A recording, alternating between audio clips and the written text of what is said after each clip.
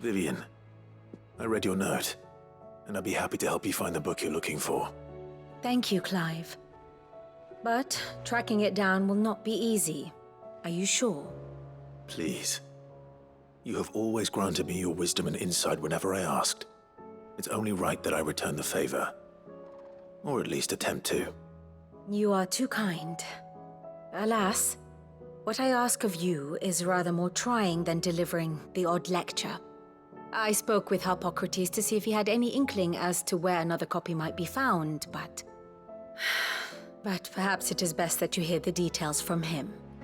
If you say so. Forgive me, Clive, for asking this of you. But this book, it set me on the path to becoming who I am today. Its importance cannot be overstated.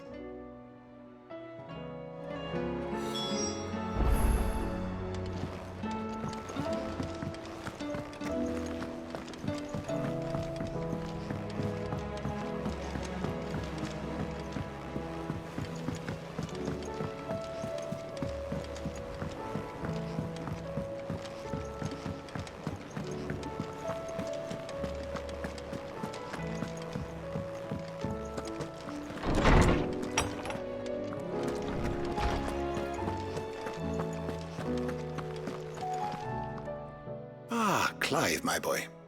What a pleasure it is to see you. Harpocrates. There's something I need to ask you. I've been charged with locating a book called From a Distance. Then you seek a rare gem indeed. One whose name I had not thought to hear from your lips. You've been talking to Vivian. Right as always. But she didn't seem keen to tell me very much. I take it she didn't like what you had to say. And yet I gather it did naught to dissuade her. Clive, if the young professor has tasked you with obtaining a copy, I fear she asks the impossible. The executors would not allow it. The executors? Coveters of Secrets, a clandestine organization committed to the collection and intenebration of forbidden texts and technologies. One such text being the tome Vivian seeks, chronicling as it does the true history of the enslavement of bearers, a tale which could overturn the established order were it ever to become widely known. Or, so rumor has it. I've never actually read the thing, or even set eyes on it for that matter. How is it that I haven't heard of this organization?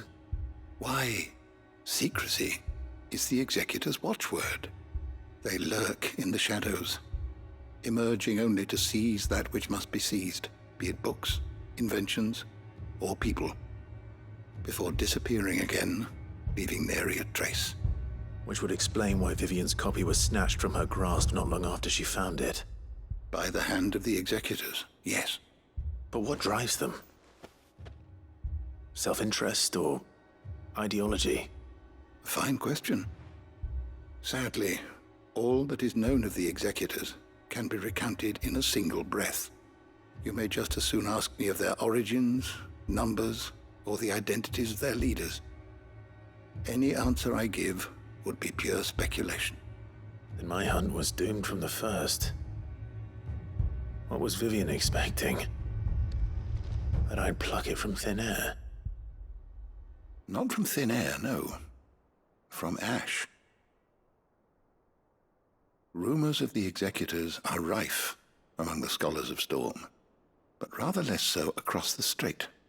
I have a friend. Well, I had a friend in the village of Garnick, a collector of rare tomes, upon which subject we would oft correspond. Alas, I have heard naught from him since the skies fell dark. And no doubt he, too, has turned. But, though he did not mention it by name, it is possible that a surviving copy of From a Distance yet rests upon one of his many shelves, quietly awaiting discovery. If you were, by some chance, able to save even a single book from the poor man's library, I know his soul would rest easier. Very well. When I next find myself in Waloed, I'll be sure to pay Garnick a visit.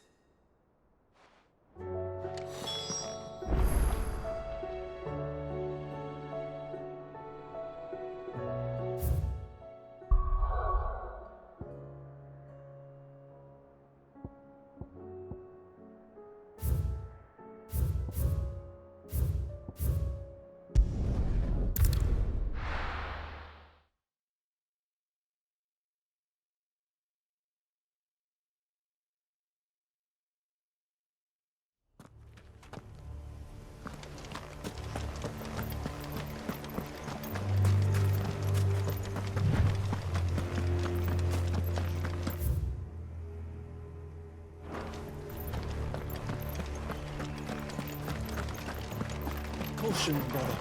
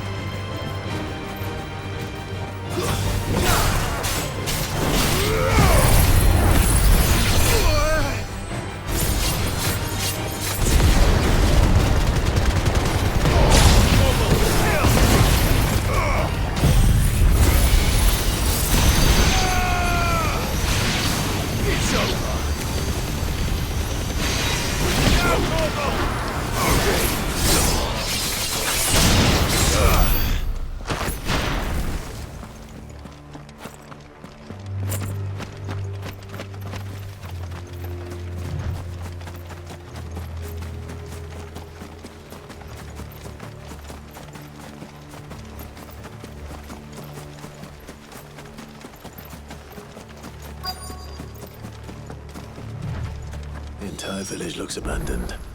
Now, which house would a bookworm live in?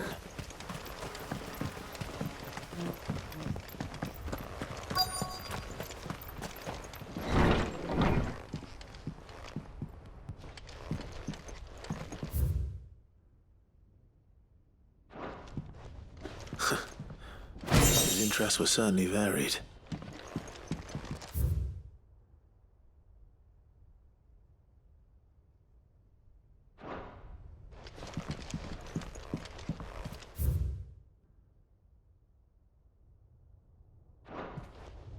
This is a Royal Army logbook. Did he take this from the local barracks?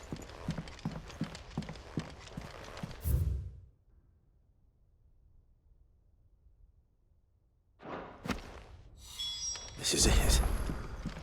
But if what it says is true, I need to get this back to the hideaway.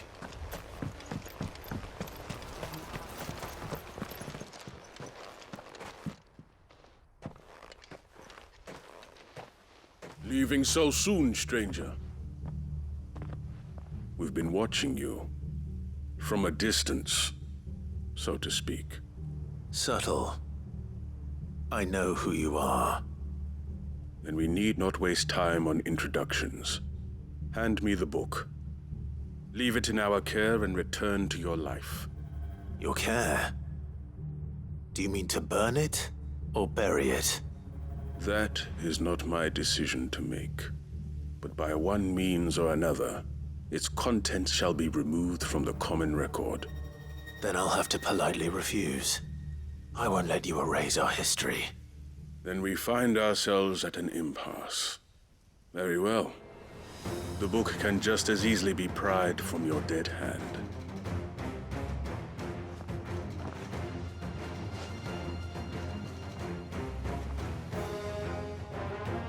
Let's see, shall we?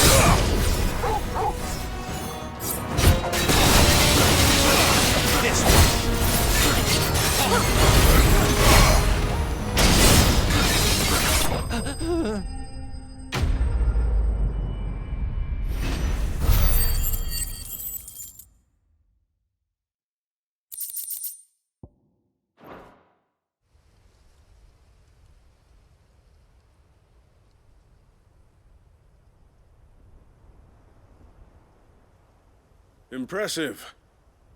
But we have other means. We shall claim the book yet. Why do you want it so badly anyway? It lays out in no uncertain terms the vanity and avarice of mankind.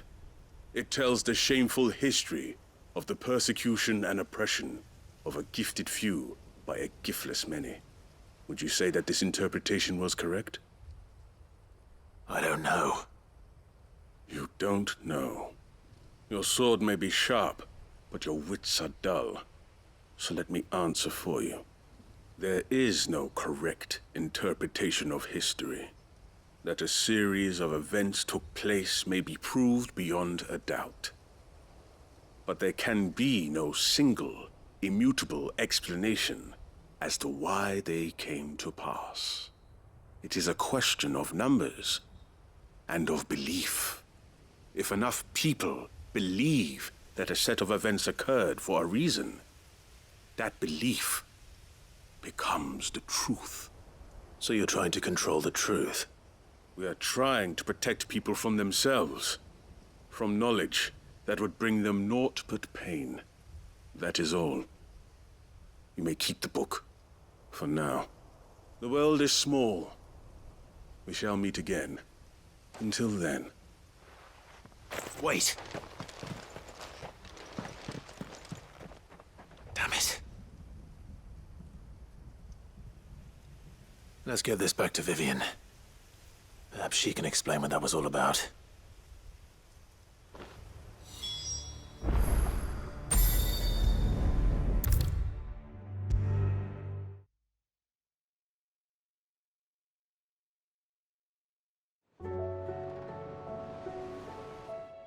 Vivian.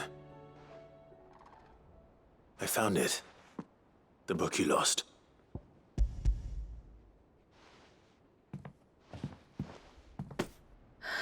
You found it. Thank you, Clive. Even though I asked this of you, I was not entirely sure it would be possible. I feared the executors had seized every copy. I met with one of these executors, and I convinced him to let me keep it. He told me something. That the truth is just a matter of collective belief. And that if enough people believe a lie, that lie becomes the truth. It does. But it also means that the truth is not immutable. That it can be changed. Provided that those who wish to change it can convince enough people that their perspective is the correct one. As the sad history of the bearers proves. You said that the book inspired you to become a scholar. It did. Or its author, rather. She was a heretic, you see. A firebrand and a dissenter. A gallows stood ready for her in every corner of the realm.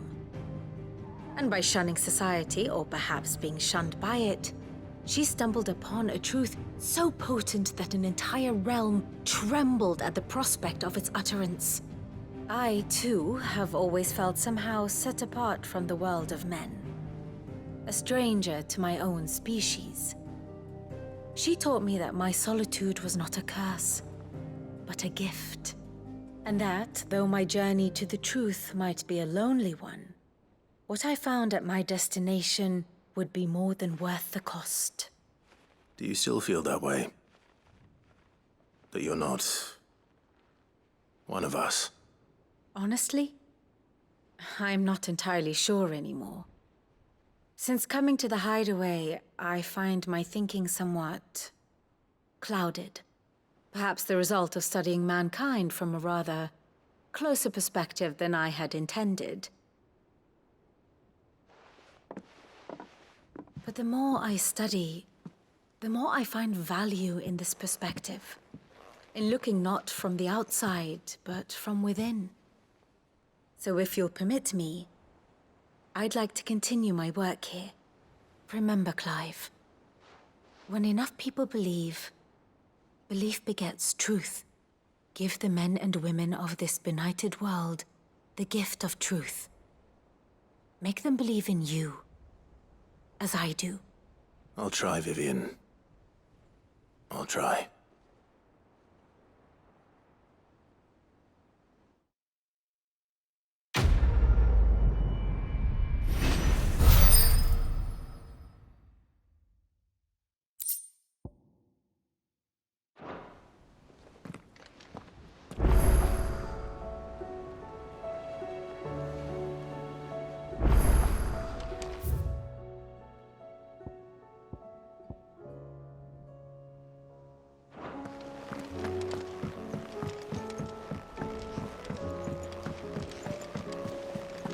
is something about it.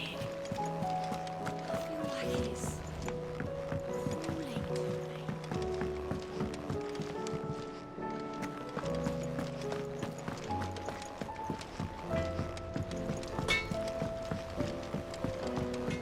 Say what you will. Lady Karen has seen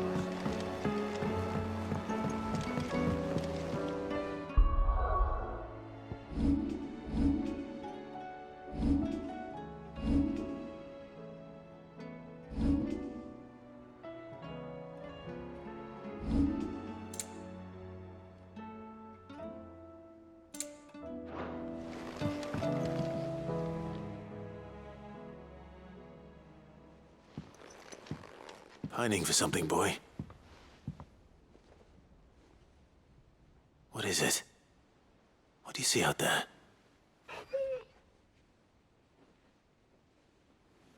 I never did ask where you got that anklet of yours. From Sid, that's why.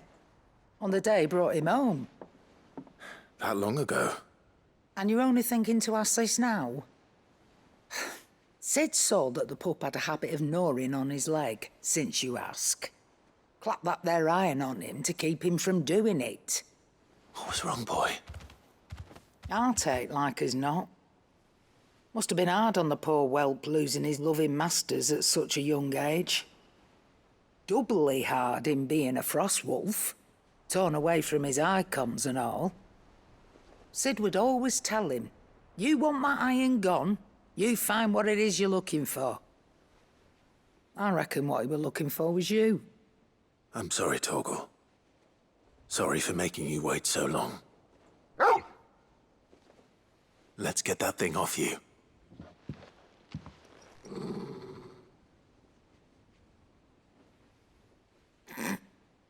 Doesn't sound like he wants it off. Indeed. You miss Sid as much as the rest of us, don't you?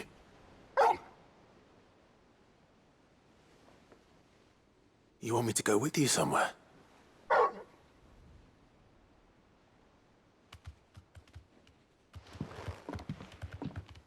Quick, aren't you? Glad you've been paying attention. Not nearly as much as you have, Lady Karen. Aye, good thing and all. It's not like Gav would have kept him in nuts and rubbed his belly these past 10 summers. Your kindness is appreciated. You've been a good friend to him. Only because he doesn't talk back like the rest of you. Go on now.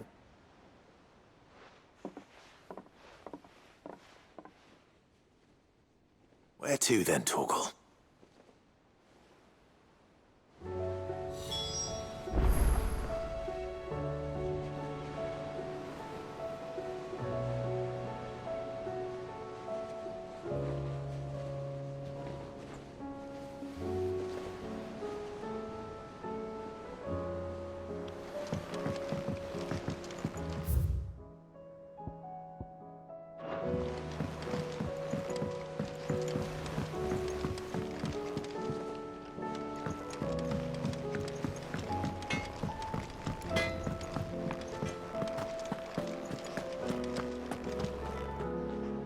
All right, Torgal. Where are you taking me? I'm going to need a little bit more than that, boy. Do you have a better hint for me? Unless... you've already given me one. Back on the rear deck, you were looking west, toward Rosaria.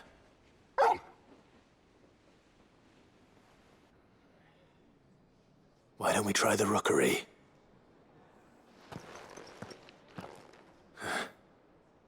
I haven't been to the island in almost 20 years. To Port Isolde, then. Fingers crossed the old mooring is still there.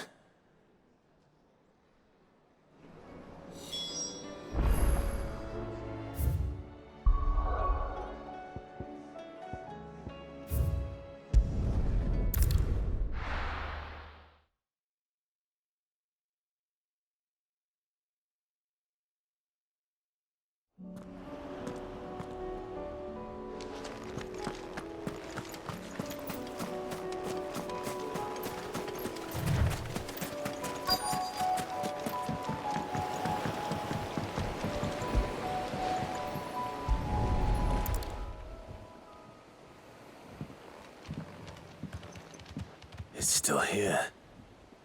After all these years. Lots more than I remember. And you're a lot bigger. You might have to swim, boy.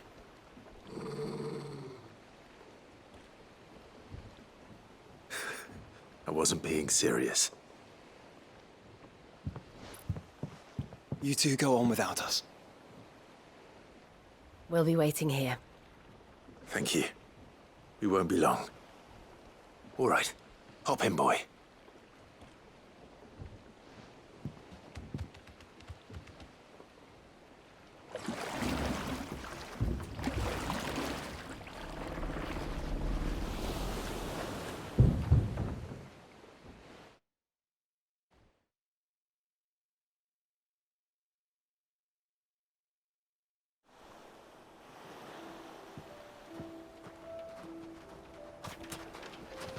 This place hasn't changed at all. The rookery's right through those trees. Come on.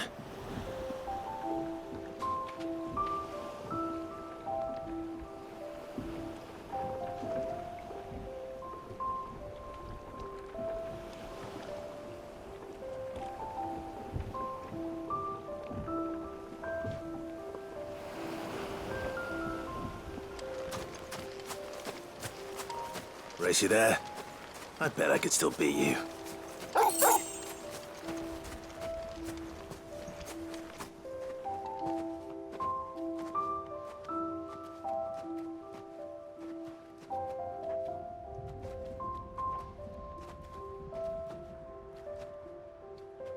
Here we are. This was our hideaway. Wasn't it, Torgal?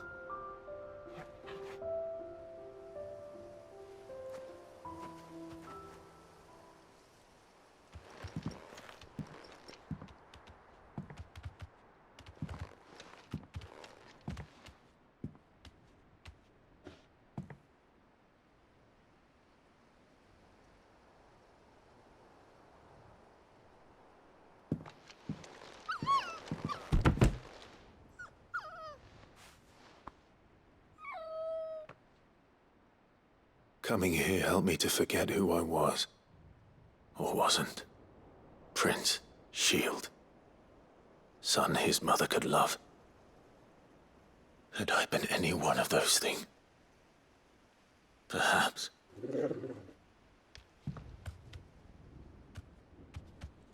What is it, boy?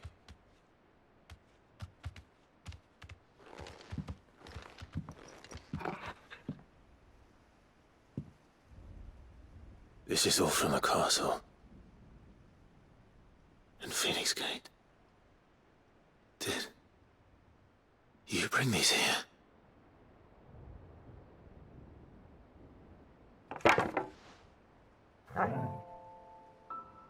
My sparring sword.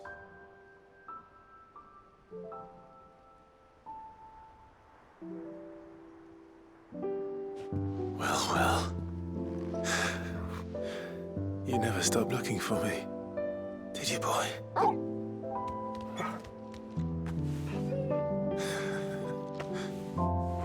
Thank you, Torgal. For never giving up. For never forgetting.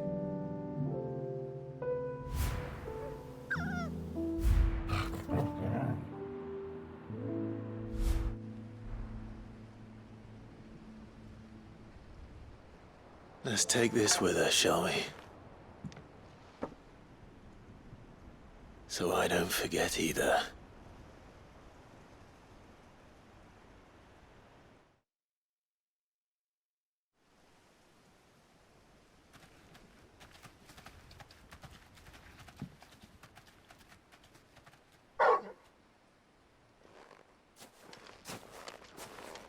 That's not the way back to the boat, Torgal. All right. I'm coming. I think I know where we're going.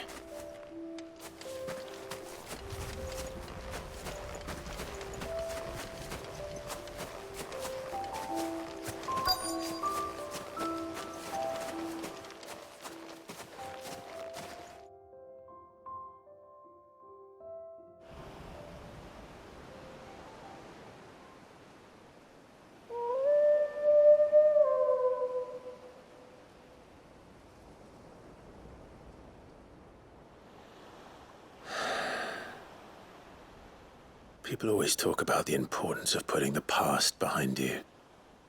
But without it, we wouldn't be who we are today. And we certainly couldn't steer our way to a better tomorrow. Come on, Torgal. Let's go home.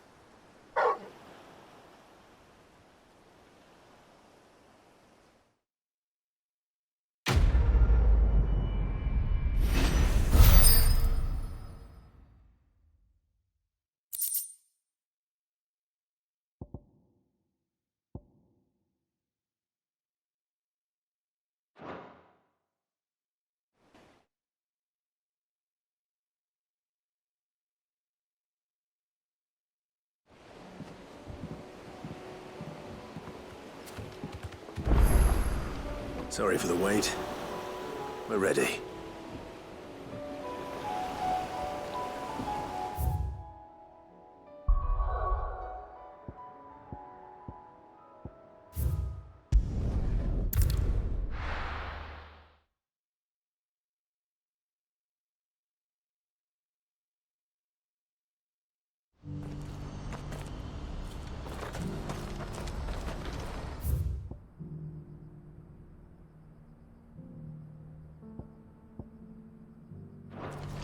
Do you see that too?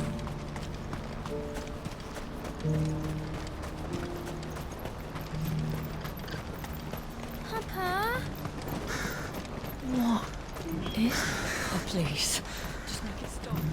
I'm scared.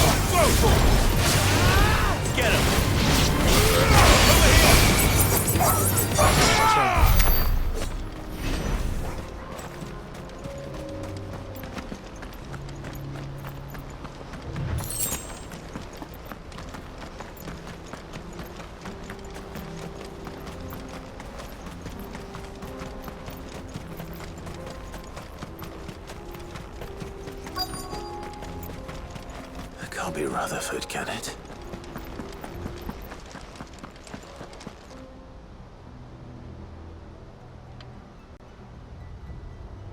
Turncoats and cowards, the lot of you! If it's a fight you want, it's a fight you shall have! Allow me. I don't need your... Please, Field Marshal, oblige him. This won't take long. You're right. It won't. Men, finish him. Get up!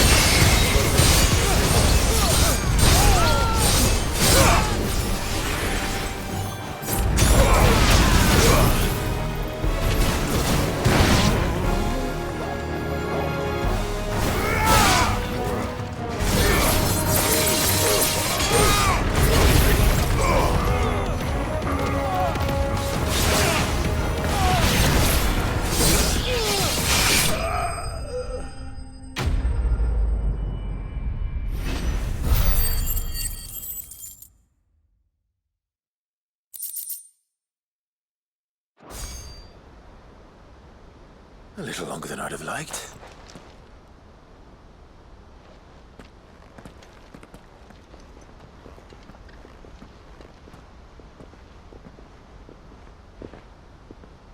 Field Marshal Havel, I presume. Are either of you injured? No, my lord. You arrived just as our escort turned on us. Fucking traitors. I'd heard reports of soldiers in the outlying regions abandoning the oaths they swore. But I hadn't thought the corruption had reached so close to the heart of the Republic. It's a fucking disgrace. Your interfering old bastard of an uncle tried to warn me, of course. My lord Marquis. Or is Sid the Outlaw more to your liking? Call me what you want. It doesn't change who I am, or the urgency of the message I bring.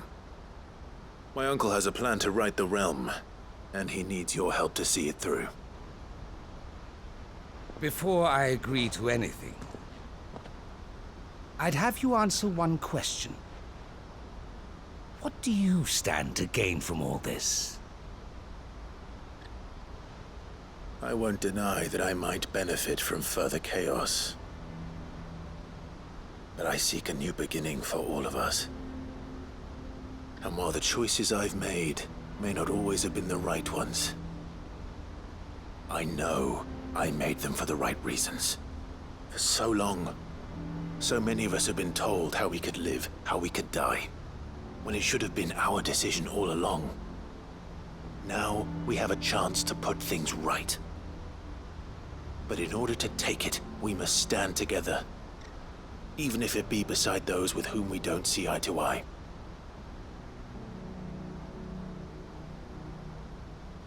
Certainly not the words I expected from an outlaw. But perhaps your uncle was right. You are no ordinary outlaw. I'll never hear the end of this. All right. I'll start by ordering my most trusted guard to bring the Dalmekian fringes under control. Next, I'll make contact with my counterparts in the Imperial Army and see if I can't convince them to try and restore order in their own territory.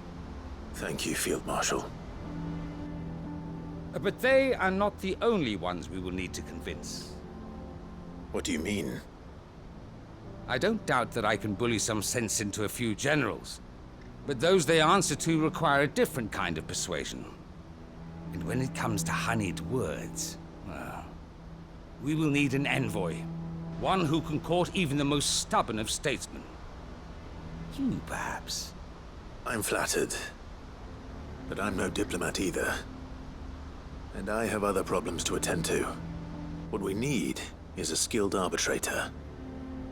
And I may know just the person. Is that so? And would he happen to be an outlaw too? Of a different kind, perhaps. Beggars can't be choosers. I suppose we'll all have to find a little of the outlaw in ourselves if we're to make it through this. Very well. Send your man to me right away. I shall.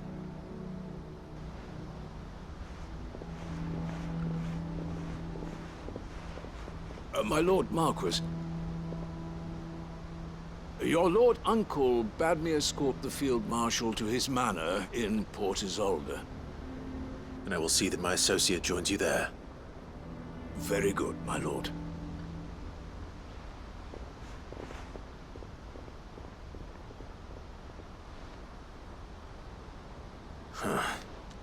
An envoy. I'm not sure I'm the man to talk anyone round. I can barely convince my brother to take his medicine. No. This is a job for someone with experience. Someone like Quentin. I hope I can convince him at least.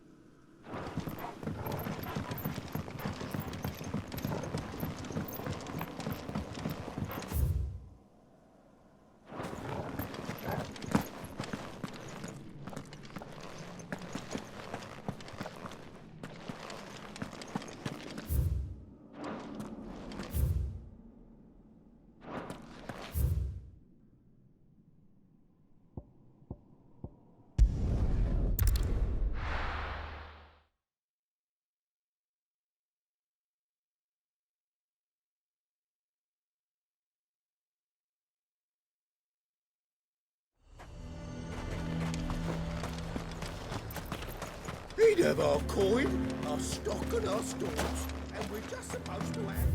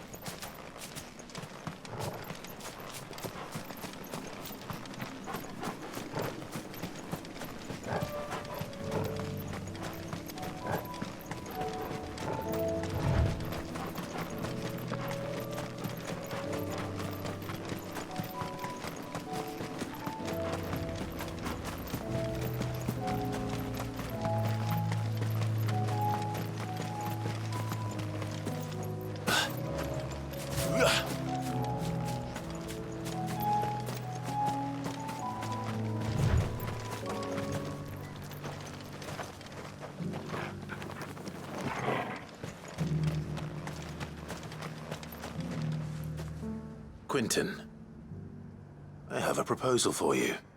Do you now? Something tells me you'll be asking more of me than a cask of Gotand gold. Go on then. Propose.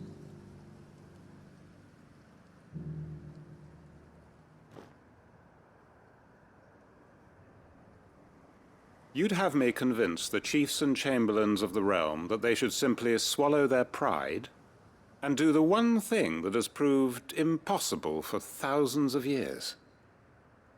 Was there anything else? Perhaps I can fetch you a meat pie as well. I know it's a lot to ask, but I can think of none better suited to the role. And you'd have me give up what little I have left to do it. I told you, Clive. The people of Lostwing are my family, and I cannot abandon them. You'll have to find someone else. I'm sorry to hear that. So am I. And why might that be? What he's asking. How's it any different to what you've done so far? They want you to speak for those who can't speak for themselves. That's what you do best. If it's the vineyard you're worried about, we'll see that the grapes are picked and the tons filled. You know we will. It's not that. Then what is it? You said yourself we're family. Don't you trust us? You know that's not what I'm... Then what are you saying? That only we are worth saving? Why turn your back on everyone else? You convinced us we could build new lives for ourselves, and if you can do that, who's to say you couldn't convince the entire realm?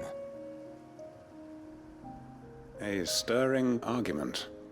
I fear that any rejoinder I make might fall somewhat flat by comparison. So you'll join us? Where do you need me? Field Marshal Havel will want to speak with you in person. He's currently in Port Isolde. I can arrange for a party of Cursebreakers to accompany you there. That would be very much appreciated. I hear the roads are far from safe these days. Hopefully not for long. My uncle will want to know that his plan is taking shape.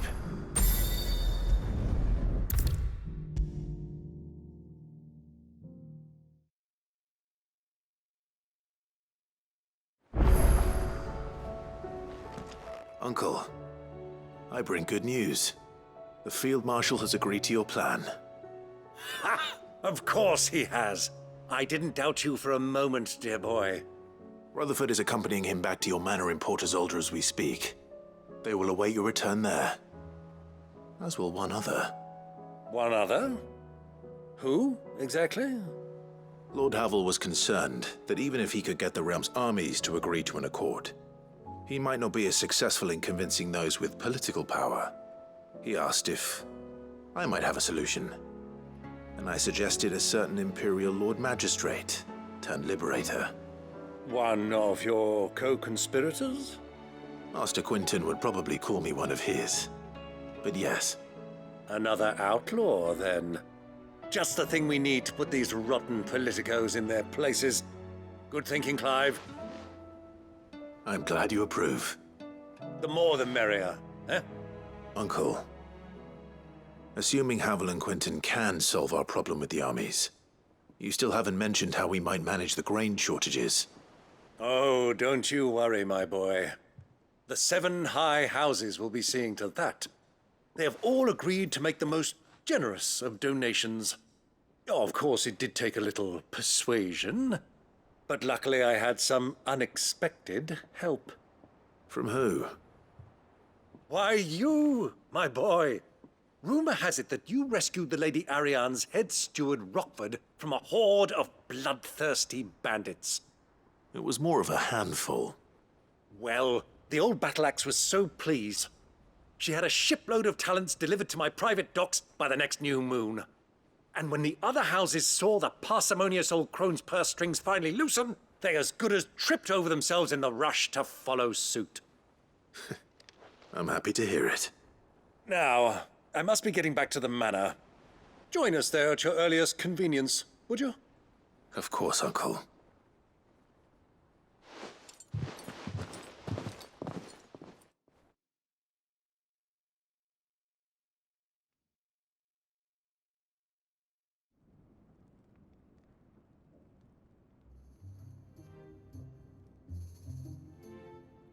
And how, pray tell, will we get that grain to the capital if the roads are still overrun with Akashic? You'll find another bloody road. I only have so many men, and I'm not about to send them headlong into an ether flood. That is, unless you'd have them turn as well. Well, I'd certainly eat less. Says the man with a belly bigger than a band of curls. My soldiers actually need their rations. Without any food to keep them going, they'll be dead even before you've sent them on your fool's errand.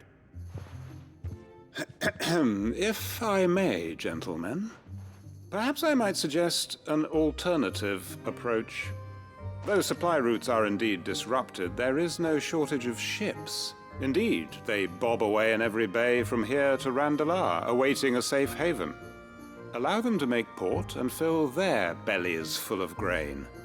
And once those who crowd the cities are fed, ferry the displaced back to the countryside to work the fallow fields. But I'm sure that you wish to continue your discussion. Forgive the interruption. 2 such firm friends as yourselves need no help from the likes of me. Rutherford spoke fondly of the great bond between you. Us? Friends? I can't stand the man! Clive, I'm beginning to question the quality of the company you keep. And what kind of company were you expecting him to keep? The man's a criminal! Criminal? How dare you? You are not fit to breathe the same air as this fine, upstanding young gentleman. Upstanding? He calls himself Sid the Bloody Outlaw! Once more onto the breach.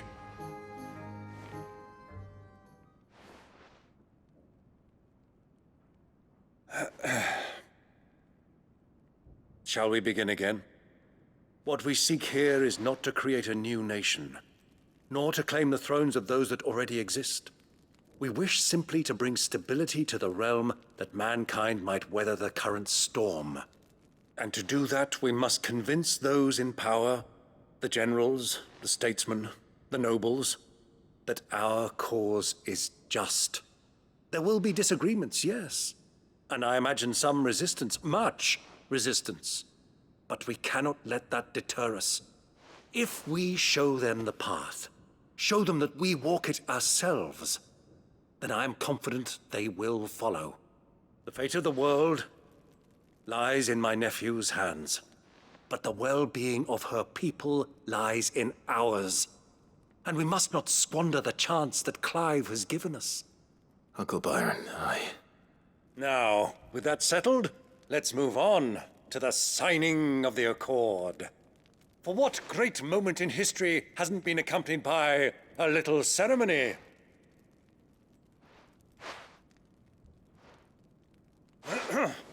Citizens of Valisthea, I present to you the Triunity.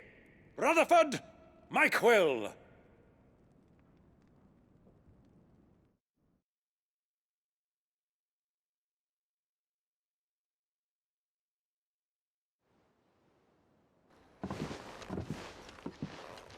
Well, my boy, the stage is set. That it is. This is the role you were born for. Now I ask only that you trust in the talents of your supporting cast. We shall play our parts to the best of our abilities, that you might have the opportunity to shine. The realm needs its Sir Crandall. And there is no better Crandall than you, Clive. I want you to keep this signed accord as proof of our faith in you. I will. Thank you, Uncle.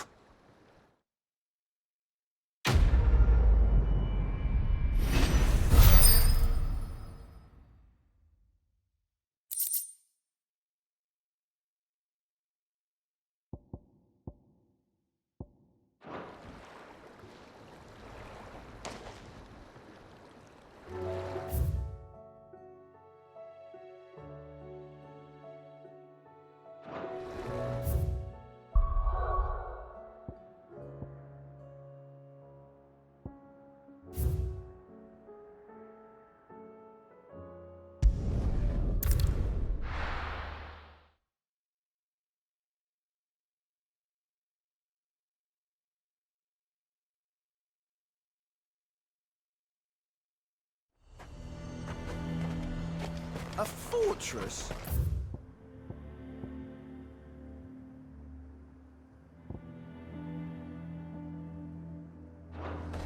And who'll pay for that? Who do you think?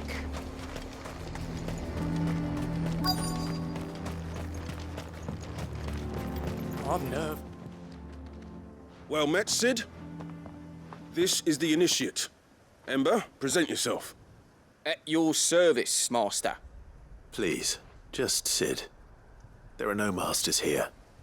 Your life is your own. Oh, of course. Thank you, Sid.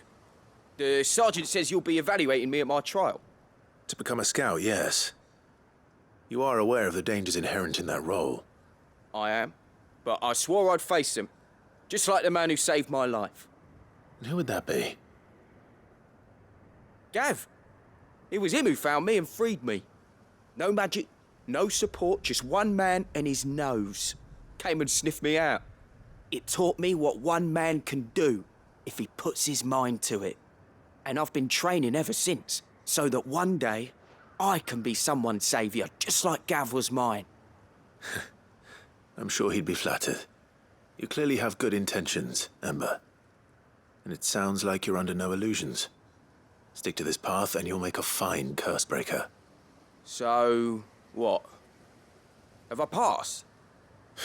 You haven't even started yet. Now listen.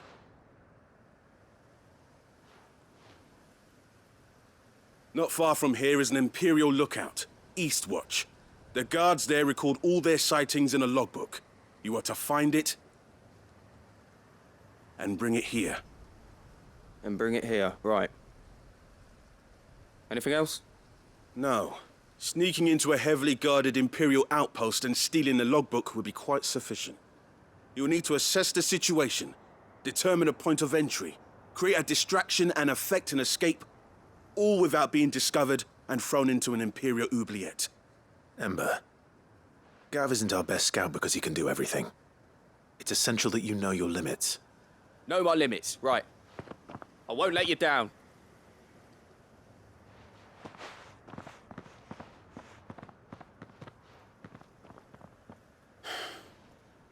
It shouldn't be as dangerous as I made out. But keep a weather eye on him all the same, would you? On my way. All right, Ember. Impress me.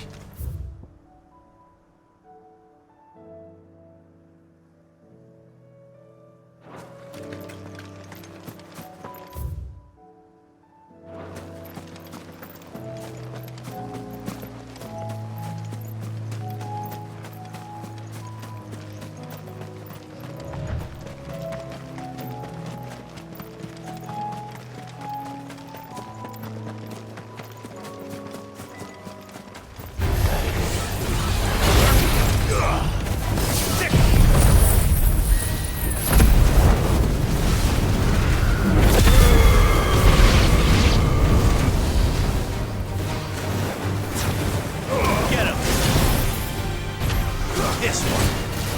Go for it!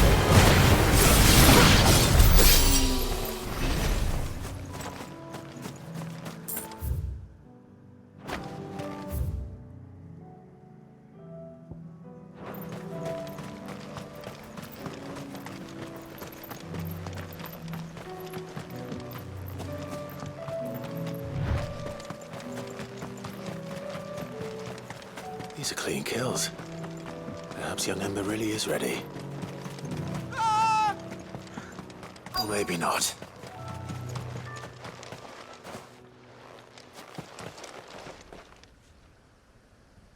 Damn it. Ember, draw your sword! I can't! Then run! If you want him, You'll have to go through me.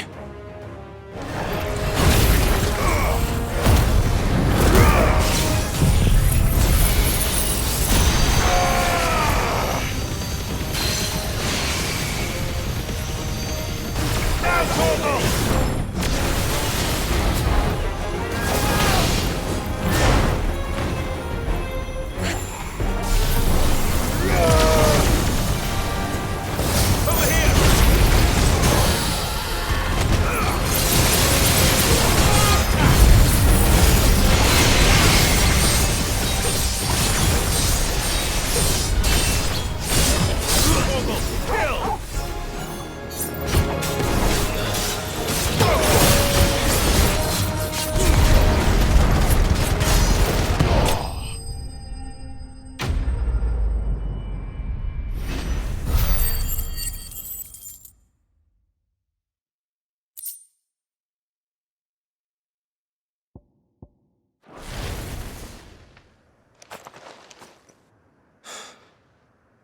Ember, are you...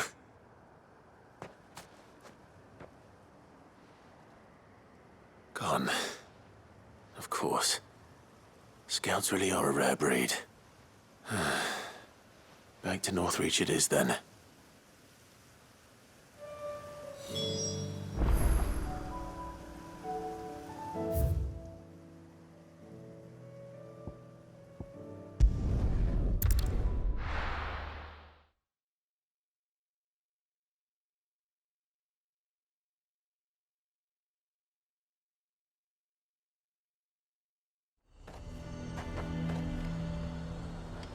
A fortress?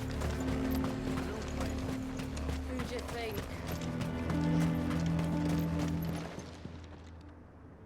I didn't expect you back so soon. Where is Ember? How did he fare?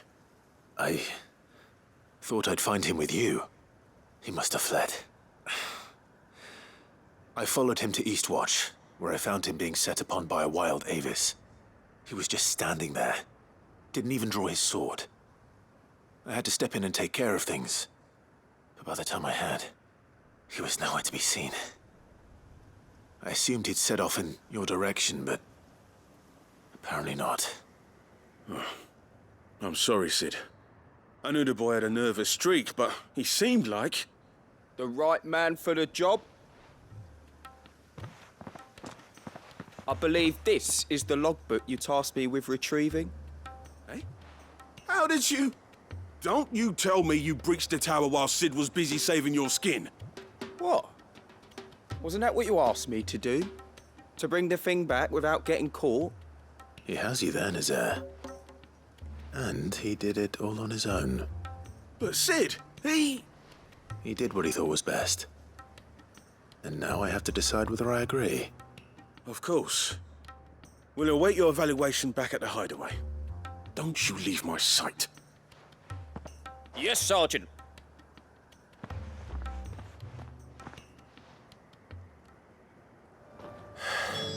This won't be an easy decision.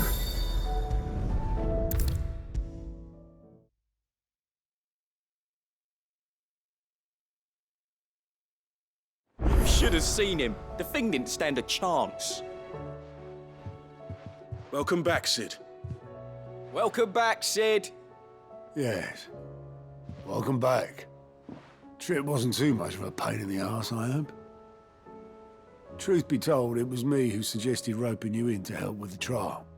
But from what I hear, things didn't go quite as planned. No, they most certainly did not.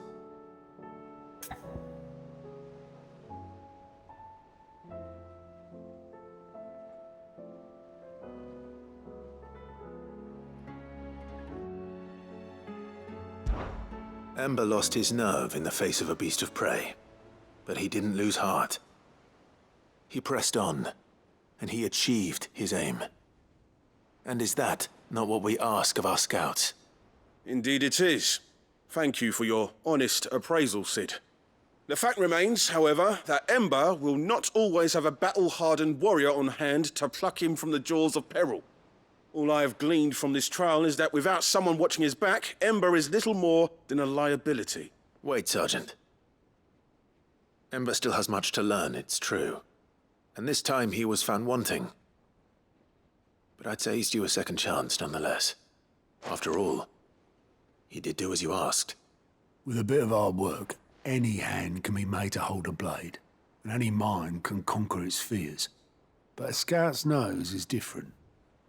You've either got one, or you ain't. And by sniffing out that log, young Ember here has shown he has a conch and a half. Wouldn't do to waste it now, would it? Fine. One more chance. I'll do whatever you ask. I'll spend my days and nights in the pit if I have to.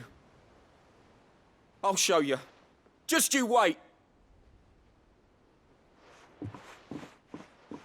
Daft as a brush, that one. But his heart's in the right place. Just like someone else we know.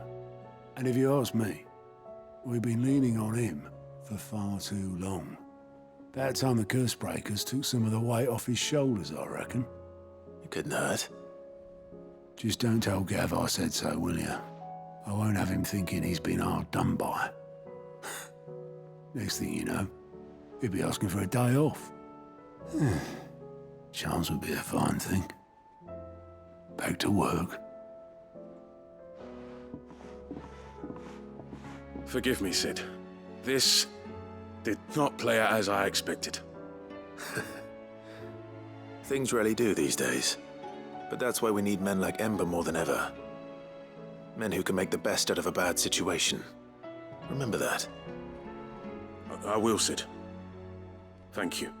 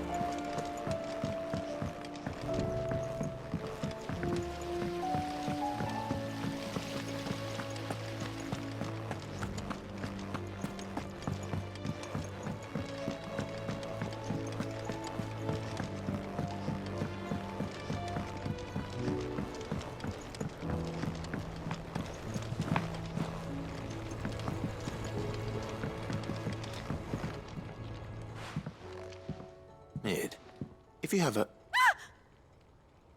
That's it! I knew it! The answer was right here under my arse all along! If this doesn't steer to the skies, nothing will! To the skies? You aren't trying to give the Enterprise wings, are you? What else would I be doing? The children seem to think you're avoiding them. They're worried about you. Is this really so important that you need to shut yourself away from everyone? The Enterprise is already the fastest ship in the realm, and that's with the sea beneath her. But what if she weren't bound to the waves? What if she weren't bound to anything at all? It's not fair. The gods get the skies all to themselves, so I'm gonna do something about it. The Fallen had their chance, but they relied too much on magic. And see where that got them? But not me. I've discovered how to do it without. Well, almost. First I need to make a prototype. And is that a one-woman job? Are you volunteering? I'll have you know the Enterprise is my baby. But if her godfather's offering to lend a hand, I'd be happy to take it. First, I'll need oil, and not just some old drippings from Miss Molly's spits in the Tub and Crown. Refined stuff, like they make in Ordil. Then I'll need some bone, or shell. Light, strong, preferably no longer attached to the beast it belongs to. If it's beast bones you're after, I'm sure the curse breakers will know where you might find some. No, they'll know where you might find some. You're the one who offered to help, remember? I should speak with one of the curse breakers before I set off for Old Hill. See if I can't find this bone while I'm there as well.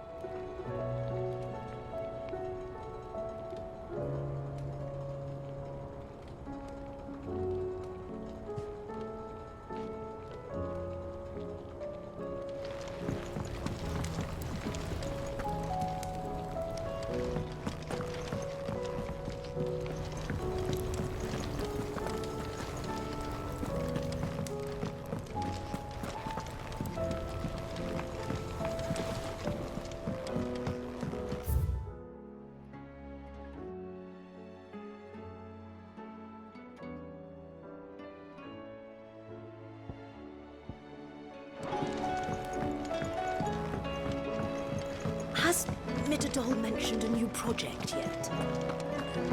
Not exactly.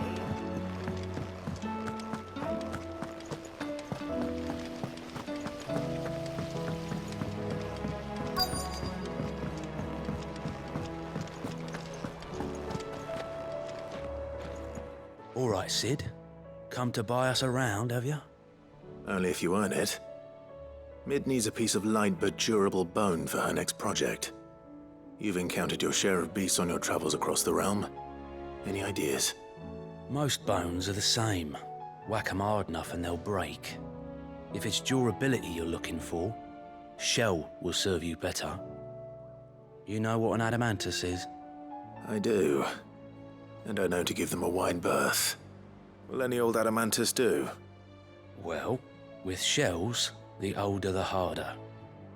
There's a rumour of an ancient adamantus down in Carava, near Old Bidza, or what's left of the village anyway. But don't expect to make quick work of the bastard. There's a reason it's lived as long as it has. I'll keep that in mind. Thank you.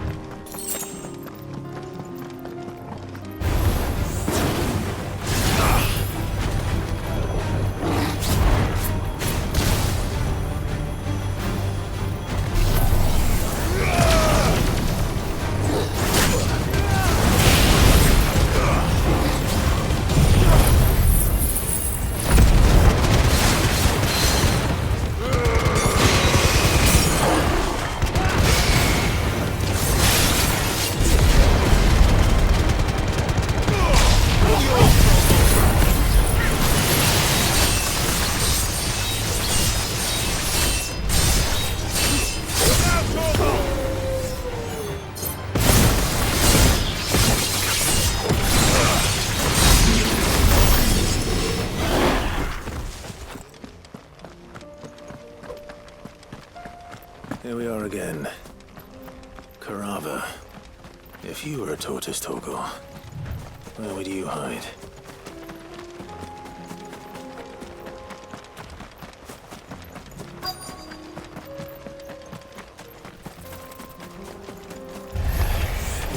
It looks like we found him.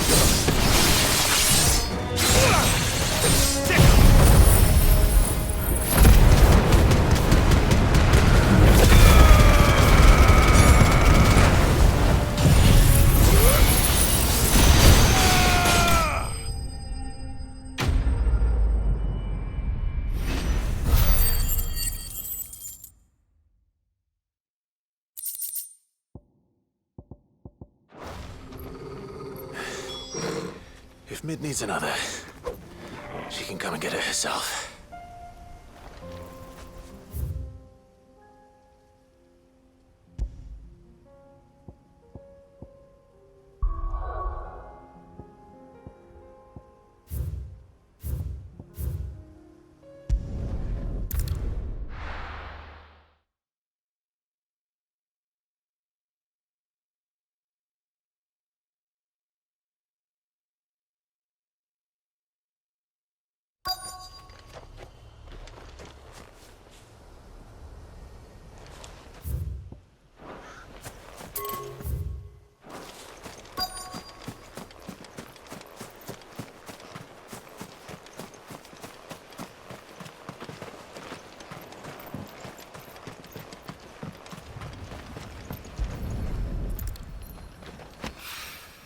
Mid's well.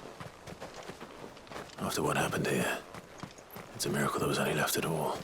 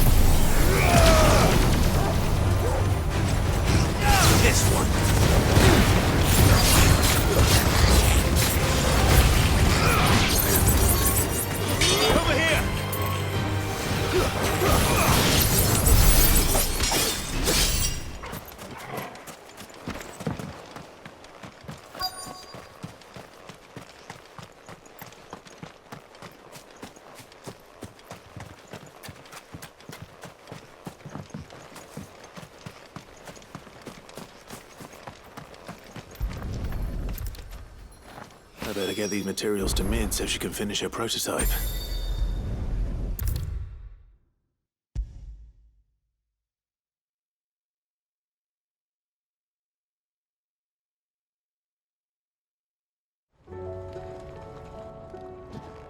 Mid, tell me this is all you need.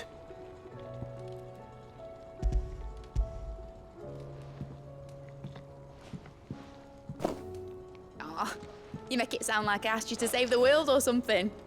Tell me this is all you need. It's most of what I need. After you left, I went over the figures again, and I realized I'd forgotten a 1 and a 0. And a cogwheel. Just a tiny one. Though, that's the problem. Gears that small are a bastard to make, and I may have lost the one Blackthorn spent a fortnight toiling over. wait. The children.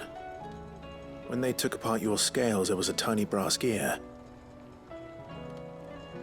Now that I think about it, they didn't use it when we put the scales back together. The young'uns? But why would the... You know what? I don't want to know. I'll keep working on the model. You go and find that cog.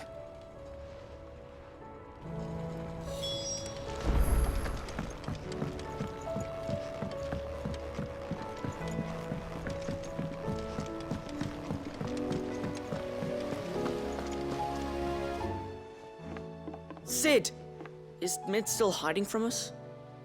She wasn't hiding. She's fine. She's just busy working on her next project.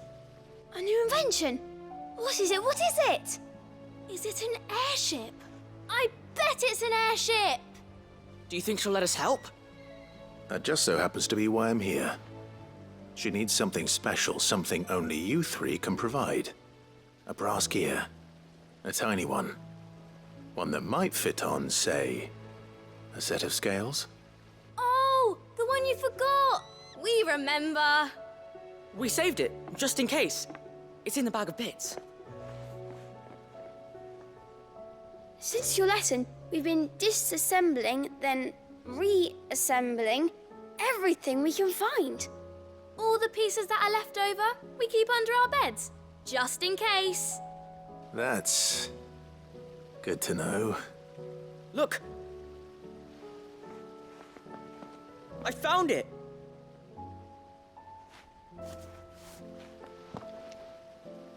Is that all? Just the gear? We have more parts if Mid needs them. That's all for now. But I'll let Mid know about your hoard. Just in case. Thanks, Sid.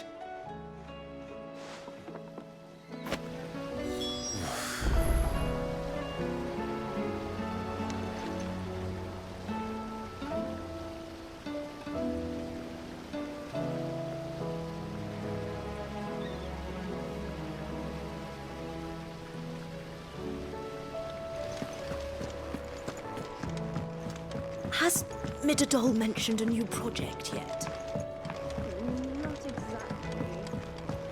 She seems preoccupied. Well, did they have it?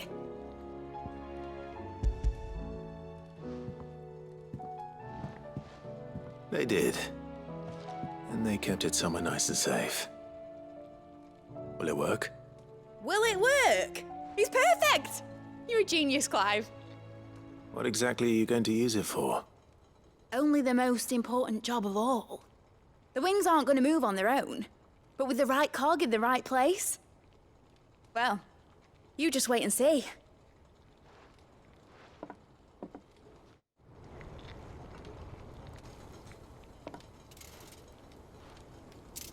That should do it.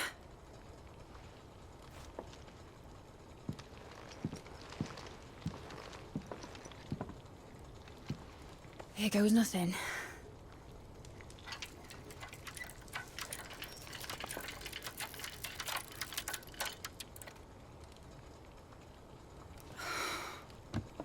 Titan's tits.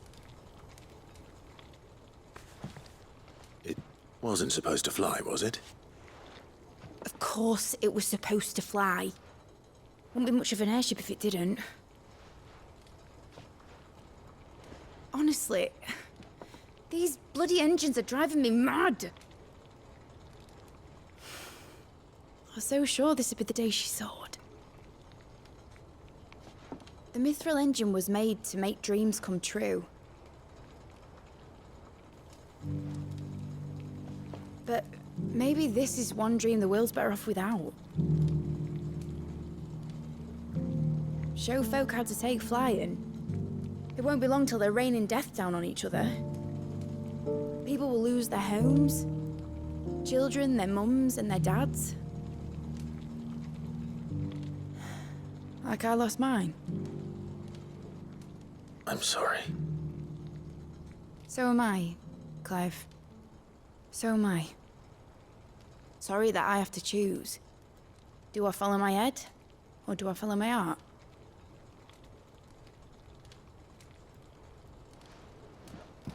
Good question. The first time I stood on the deck of your ship, felt the wind in my hair. It was like I was flying. But imagine how it would feel to actually do it. My dad always said there were two ways of living life. Chasing a dream or shuffling to your grave. And he were right. Right about a lot of things. Not that I like to admit it. People need dreams to chase. Especially in a world like this.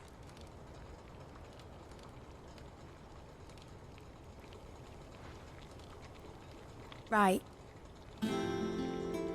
When this is over, I'm gonna take all my mithril engines to Zemeckis and sling them over the edge. I won't have my dream end up turning into someone else's nightmare. But all that hard work... All that hard work will not be used for war, Jamie. But it ain't like it'll be gone. Tell me, Clive, have you ever been on a treasure hunt? Not since Joshua and I were boys. Why do you ask? Because I'm gonna bury the engine schematics and leave behind a little riddle telling people where to find them. A really hard one, so that only the most dedicated dreamers will ever be able to work it out.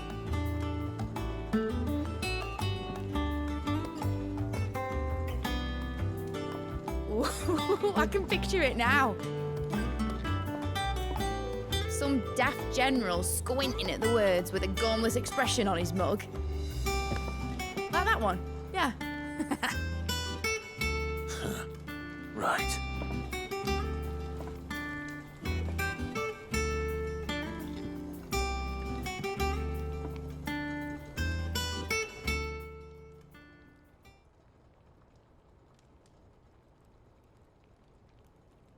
Of course, if I'm putting this engine at the end of a treasure hunt, I'll still need to make it a treasure worth hunting for.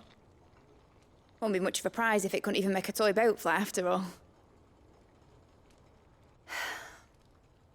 My dad always said, dream big. But it ain't the size of a dream that's important, is it, Clive?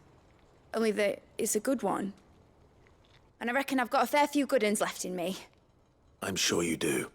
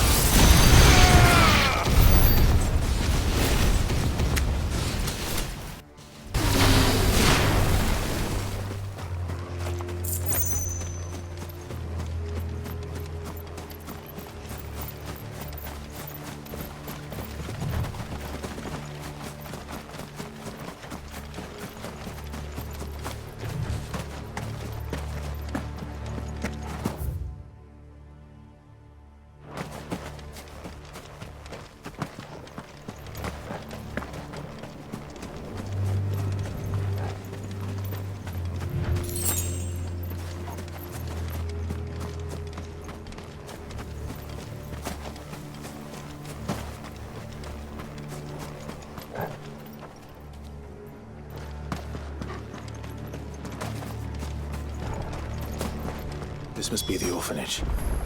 Hopefully the registry is still here.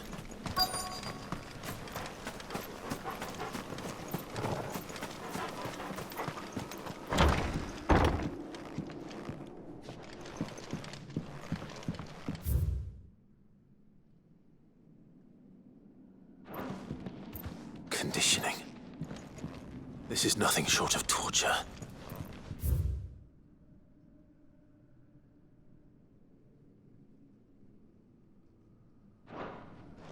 Disposed of.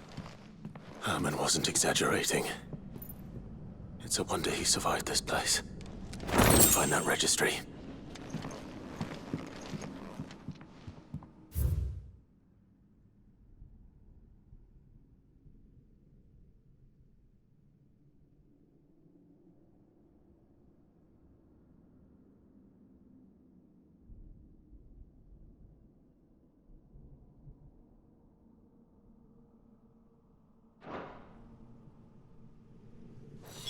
This reads like a suicide note. Did the director go through with his plan? There's only one way to find out.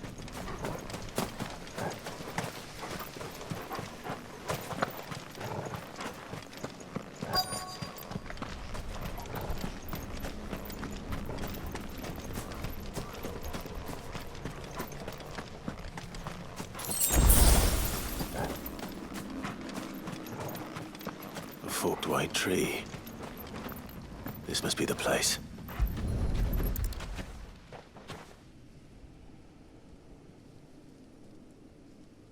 Could he really be buried here? There's something hidden among the roots. Let's see.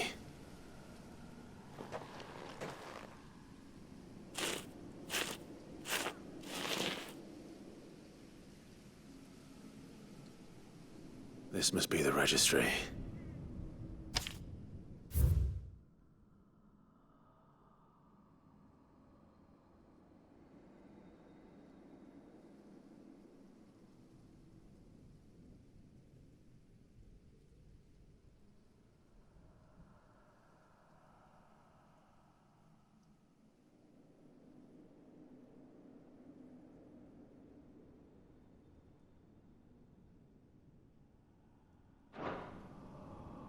So many names. This place was a slaughterhouse. And where is the architect of all this misery?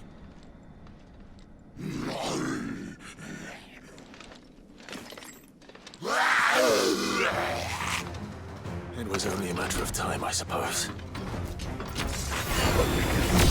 This place is cursed. Let's try.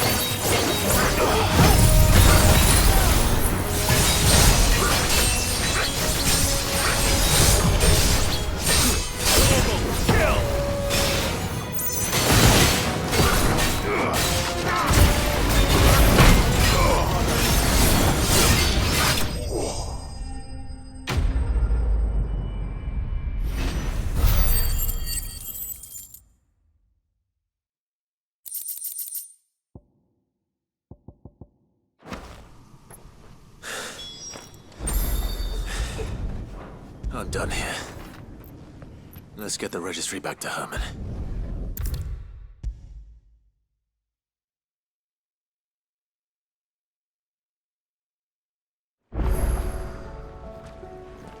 I hear that you traveled to Ash, Sid. Did you by any chance recover the names of my fallen friends? I did. Yes.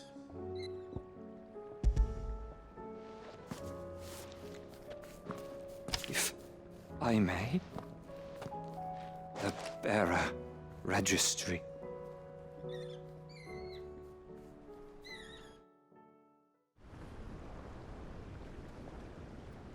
The director was a brutal man. He got no worse than he deserved. The registry was all I found beneath the tree. There was no sign of a body. Or any record of what happened to the children after the orphanage closed. I pray that at least some of them survived. All their names are here. The ones we lost. My friends. My light in those dark times. I can still remember their faces, like it was yesterday. Children who were taken from their bunks in the morning, never to return. No explanation ever offered. They'd be happy to know that you survived, Herman. But why did I make it out alive, when so many others died in that awful place? It's not your fault. And blaming yourself won't bring them back. Honor their memory. See that their names live on. That way, at least. They're never truly gone. Thank you. Sid, I'm going to write a book. An account of the horrors of Badbach, and the spirit of those its custodian sought to crush. All of Valisthea will know of our suffering. And in the name of those I lost, I will not let it happen again. Neither will I. These records would have been buried for all eternity, were it not for you. Thank you.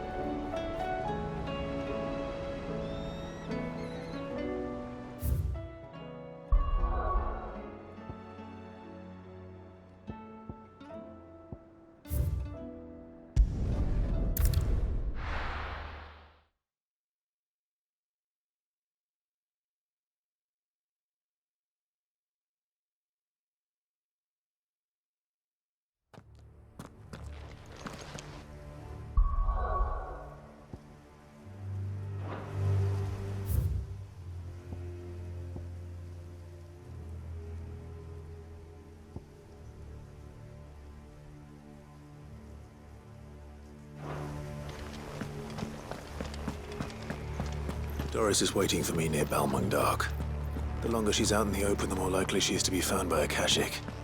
I need to hurry.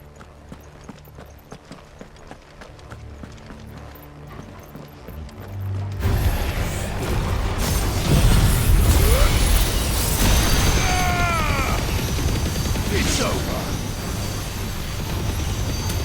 Now, Torgal!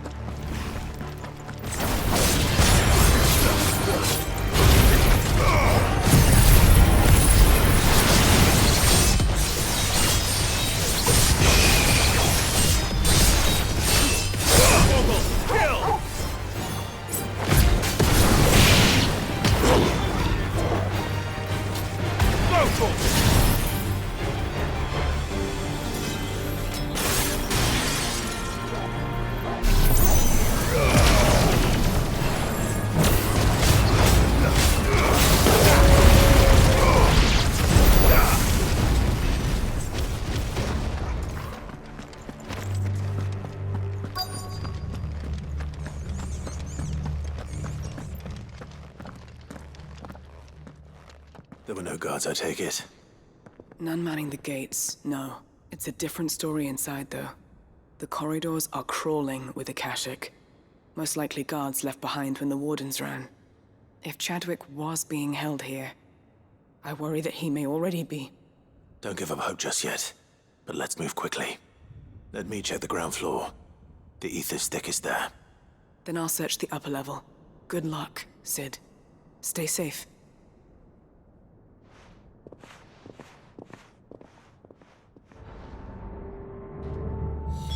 Just how bad are the floods inside the walls? Bad enough to turn a bearer. I hope.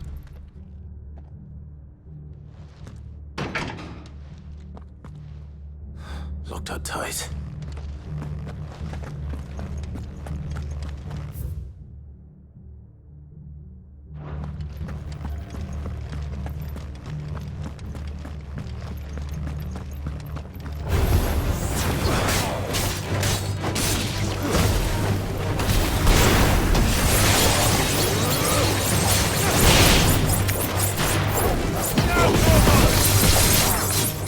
This one.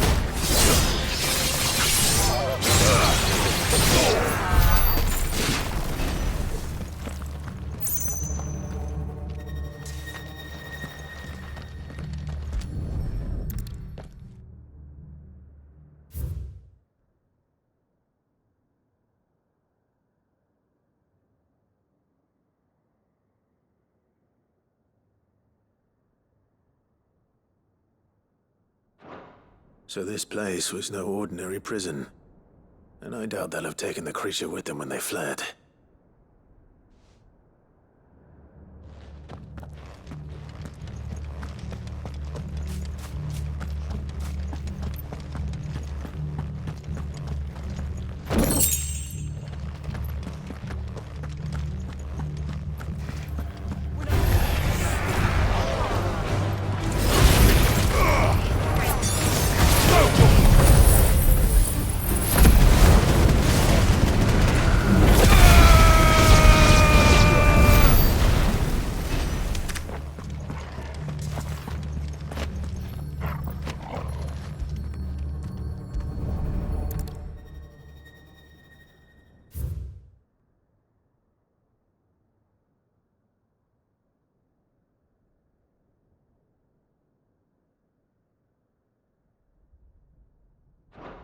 Minimal loss of Waluda lives.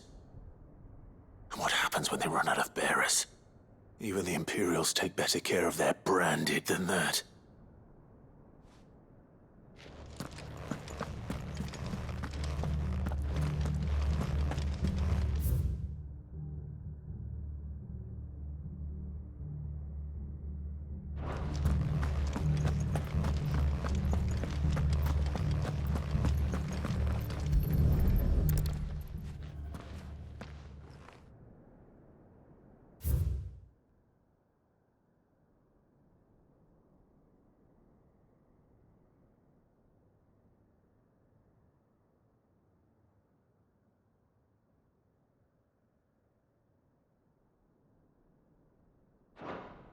They were feeding bearers to it. This is even worse than I'd feared. Nothing but Akashic down here. Hopefully things are looking better upstairs. I should go and see how Doris is getting on.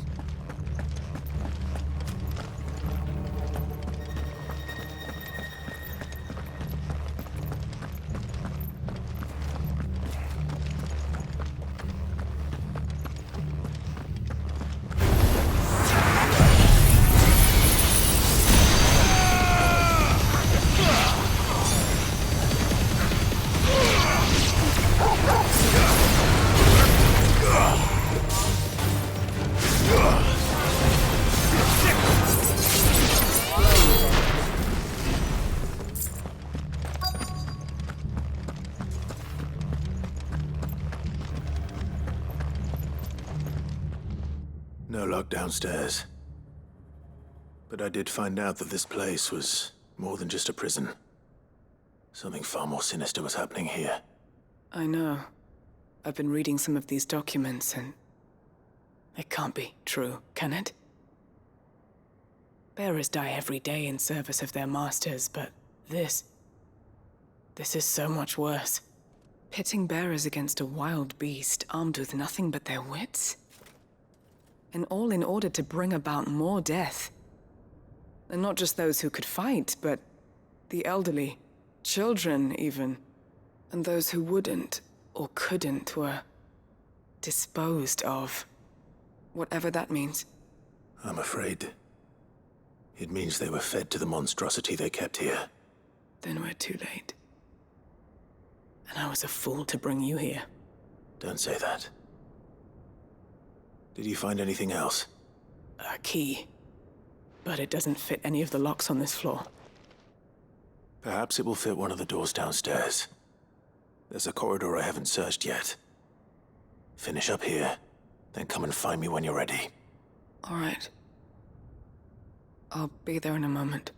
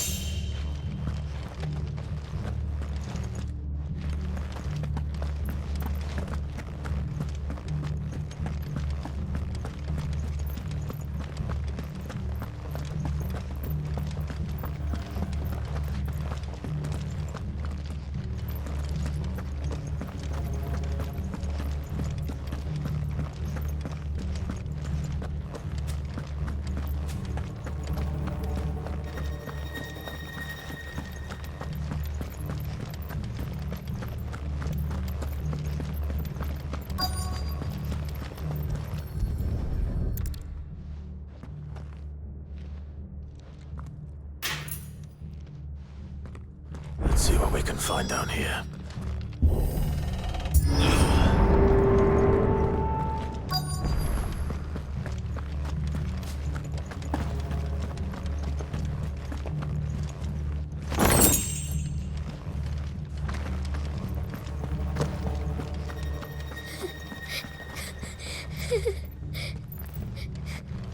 A survivor.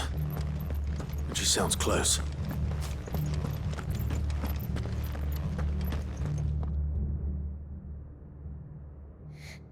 Who are you? There's no need to be afraid. Are you alone? Are there any other survivors? Some of the guards. They're still here. But something's wrong with them. Everyone else was eaten by the monster. Of course there were. Thank the Founder. It was worth our coming. But I'd rather we didn't linger. Are you ready? Ready when you are. You poor thing. You must have been terrified. Did Chadwick send you? What? He fought the monster. Distracted it so I could run away. He must have sent you. He promised to free the others too. Where is he? He opened your cell, didn't he? He wouldn't be here otherwise. Chadwick.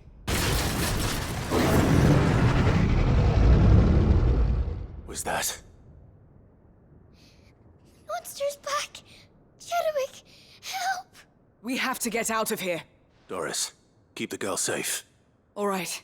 You put that bearer-eating bastard in the ground.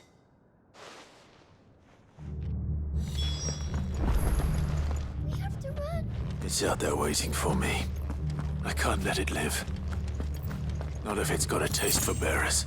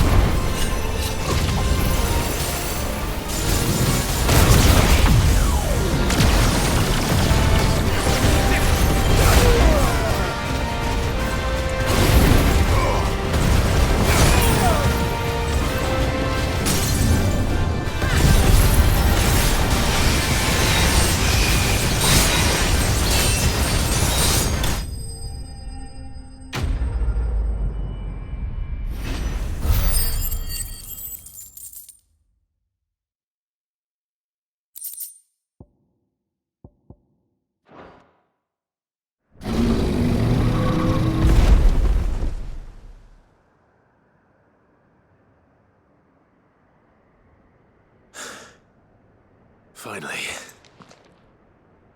Sid, are you hurt?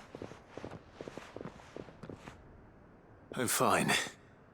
I think.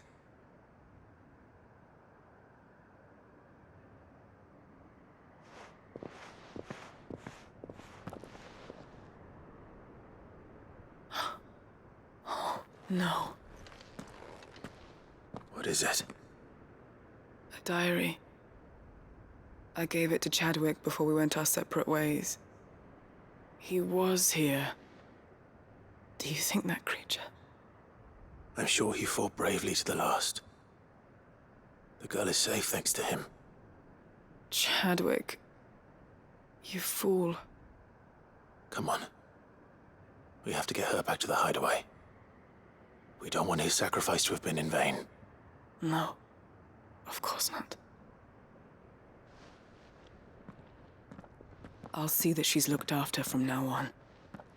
It's the least I can do.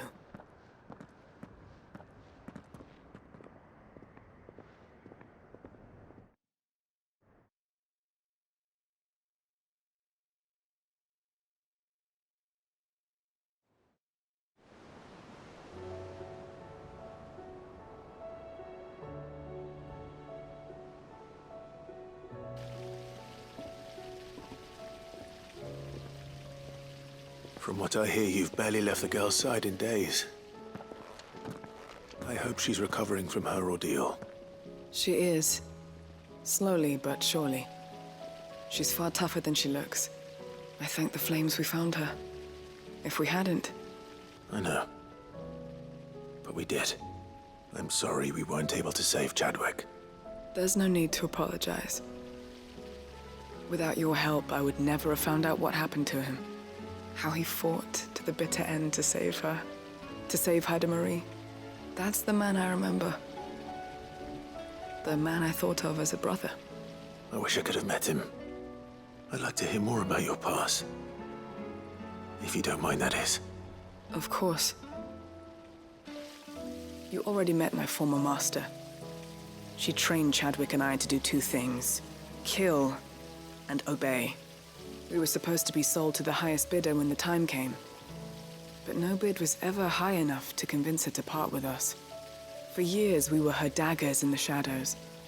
But we could never quite shake our doubts about the things she made us do. And then, one day, we just couldn't do them anymore. So we escaped. But staying together was out of the question. They would have found us too easily. After so many years of training, the pull to serve was always strong. It scared me to think he might have taken another master, become a dagger in someone else's hand. But even in captivity, the battles he fought were his own. And he died not as someone's tool, but as a hero. Haida Marie is proof of that. Bearers can cast off their shackles. And the Cursebreakers will show them how. I'll fight until my dying breath to see it done. For Chadwick, and for all of us. Thank you, Doris. We'll be counting on you.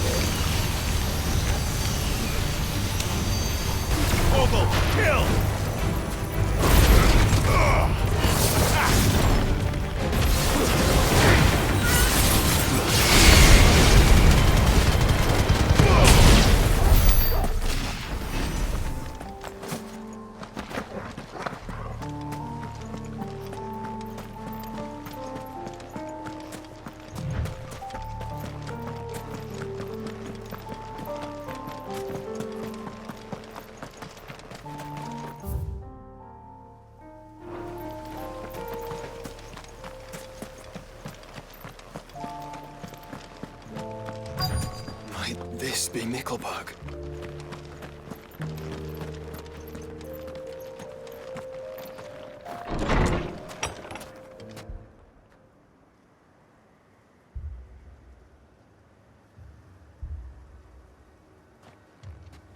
These people aren't turned. And the village seems safe enough at least.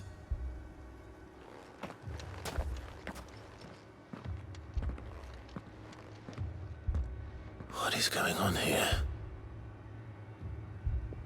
Ah, did you too heed the call? Heed the call? No, I came here looking for someone. To be honest, I wasn't sure I'd find him here. Let alone all of you. Is that so? What are you doing here? Is this where you live? It is my home.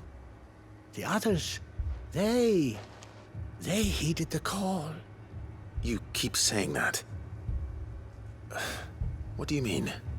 They came here to perform the rite, just as King Barnabas instructed. This village is their altar, where they shall cast their shoals upon the gentle waters and give themselves to the Lord. Give themselves? Oh, Lord, cleanse us of our sins. Let us be reborn in your loving arms. Free us from the torment of this mortal realm. They want to be saved. Forgive me, but did another foreigner like me come here? He was probably wearing a cowl. You mean the traveler from Stone? Yes. He's staying at my house, toward the rear of the village. Thank you. If you don't mind, I'll go and greet him. They seek the same salvation Barnabas did. At least the third chair still lives. Let's go and find him.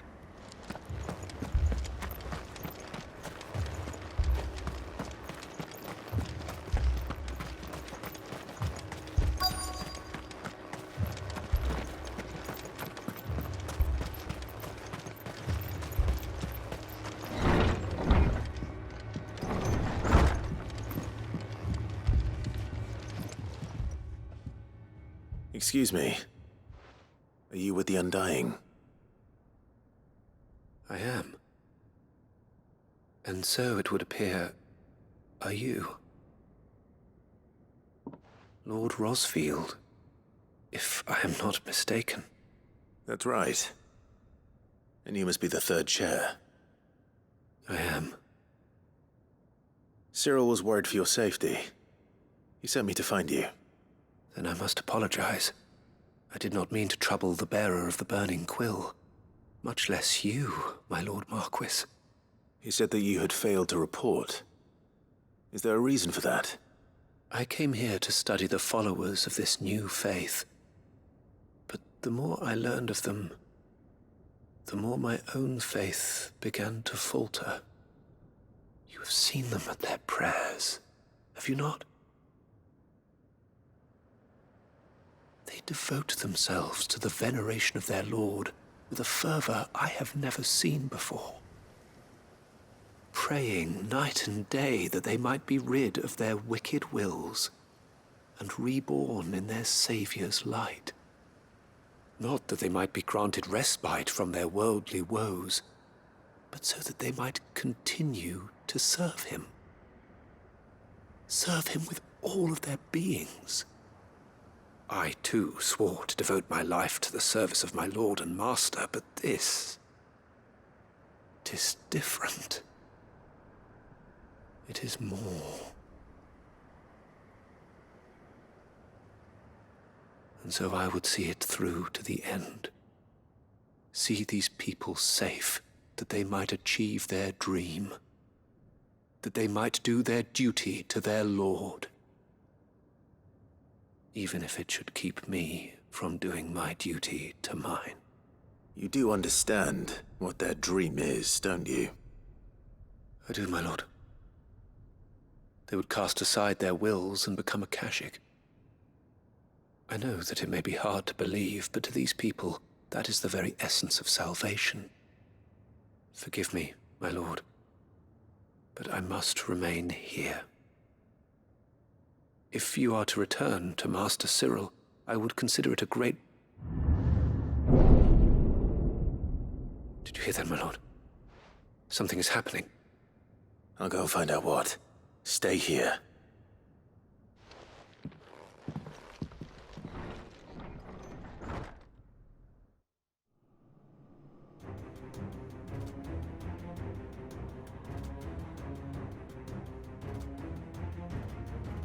An ether flood. Oh no. There must be something I can do.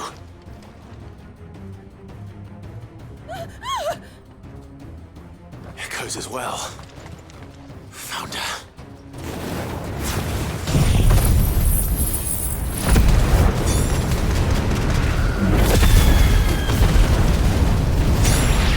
Ready, brother? Ready.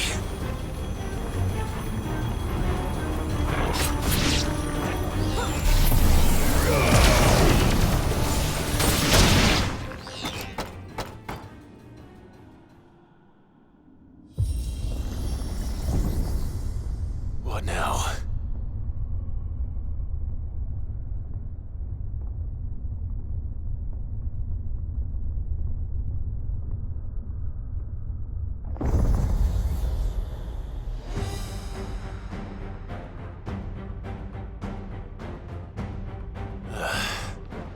We meet again.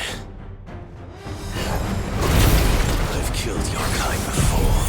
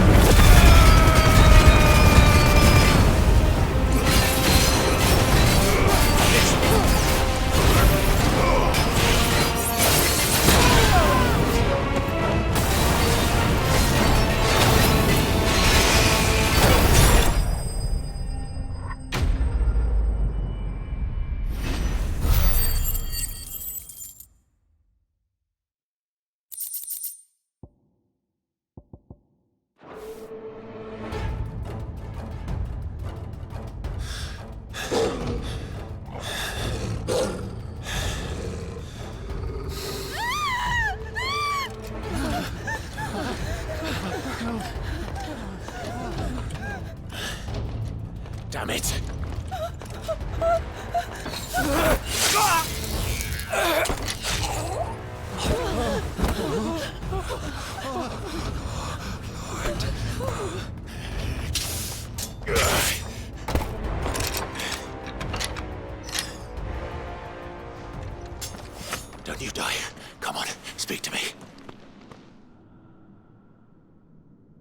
I had to save them, that they might have a chance to find true salvation. By devoting themselves to the service of their Lord. Just as I did, when the Undying plucked me from the gutter and gave me a cause to believe in. A duty to serve was everything to me, and I would not deny them that fulfillment, even if they must become a Kashik in order to achieve it. Forgive me, my Lord Marquis. I did not mean to trouble you with this. My findings. Could you deliver them to Master Cyril for me? Of course. Your duty will be done.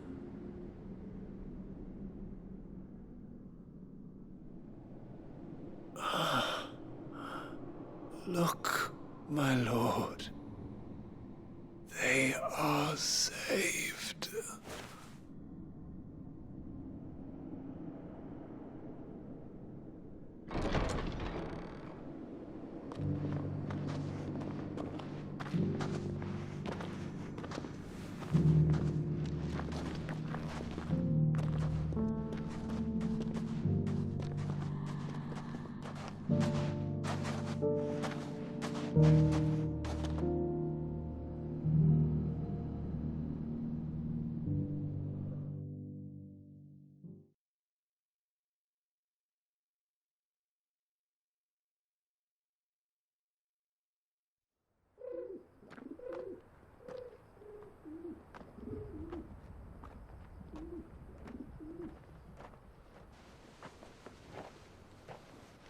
They are saved. Founder. I should get this report to Cyril.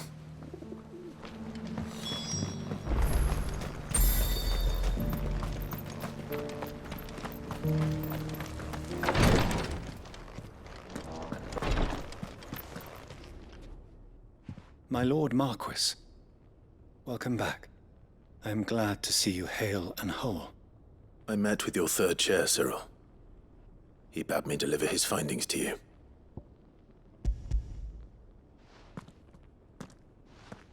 Thank you, my lord. He remained in Ash? He died protecting the villagers from an echo.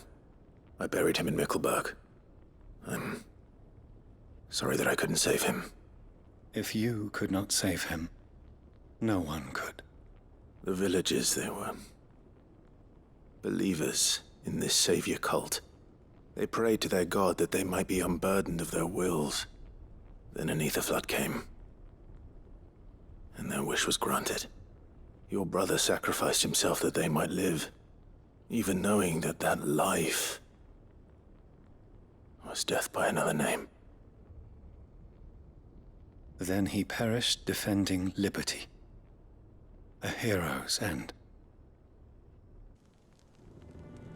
For the right to choose how one dies is no less sacred than the right to choose how one lives. Sid would agree. He wanted to build a world where people could die on their own terms. A noble ambition. To die for one's cause is the most perfect expression of one's faith. It matters not how misguided others might judge one's decision to be. Only that the decision is one's own. We live according to the teachings of our order. We believe in them, we protect them, and yes, we die for them. For better or worse, that is our creed.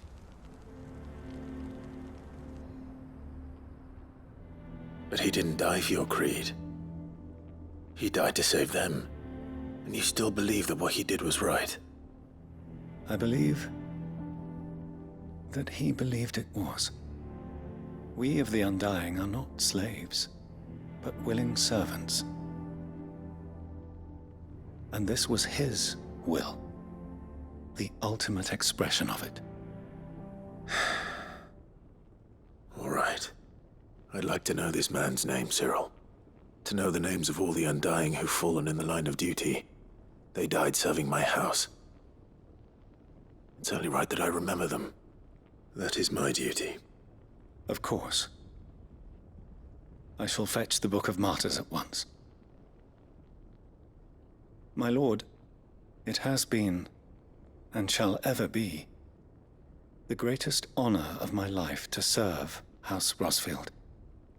Though our duties may differ, yours is no less important. I pray with all my heart for your success. And were they here, I have no doubt but that every one of my fallen brothers and sisters would feel the same.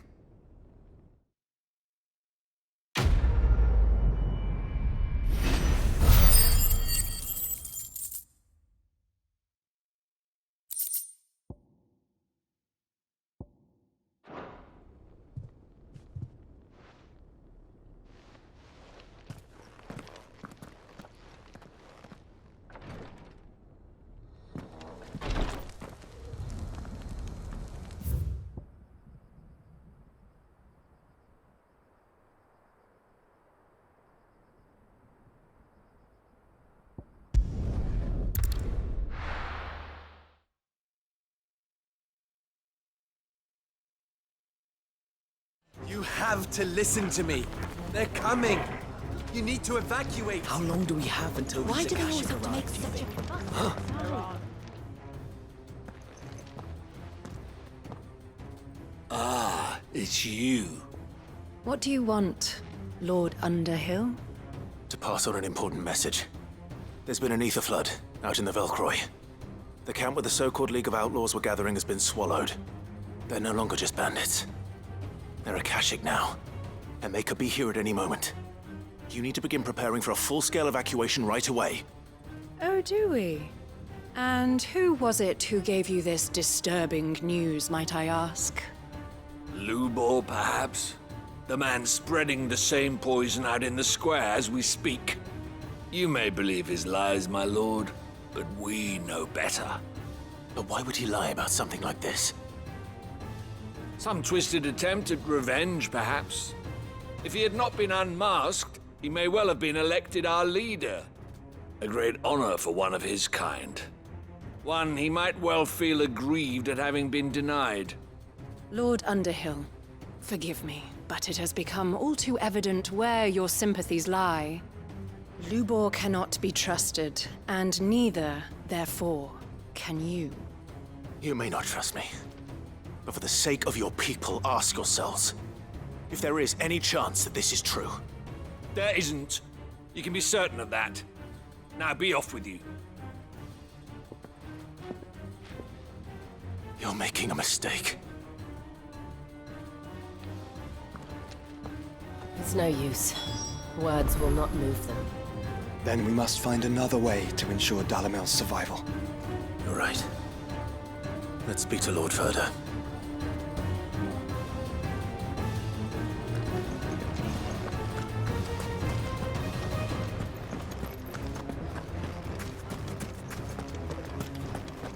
I think we'd better shut up shop. What's Lubor raving about now?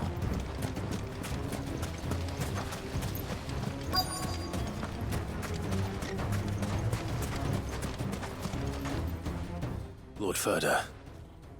Sid, what's wrong? I went to warn Conrad and Natalie about the Akashic, but they wouldn't listen. They've convinced themselves that nothing Lubor says can be trusted. The bloody fools.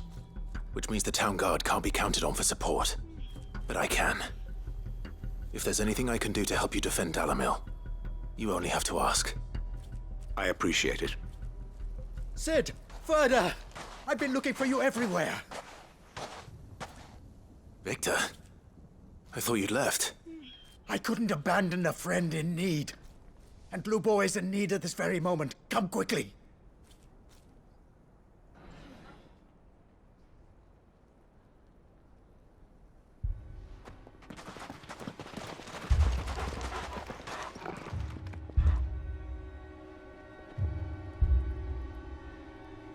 You have to believe me! The Akashic are coming!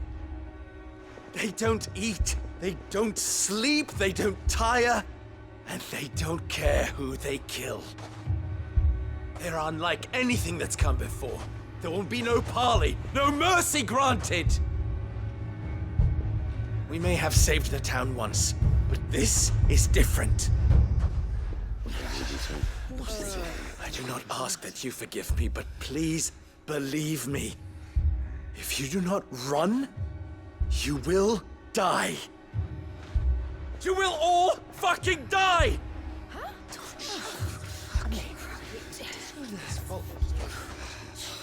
You'd like that, wouldn't you, bearer? Yeah, with us out of the way, your kind will be free to claim Dalamil for yourselves. You should run! Run, bearer! Yeah, run! Run! Far, far away! Run! Just go on. Yeah. Yeah. Yes! Go! Come on, then. Go on, go! Just go. Lubor, wait. Someone's coming. Go! Come on! Stop! You're hurting him!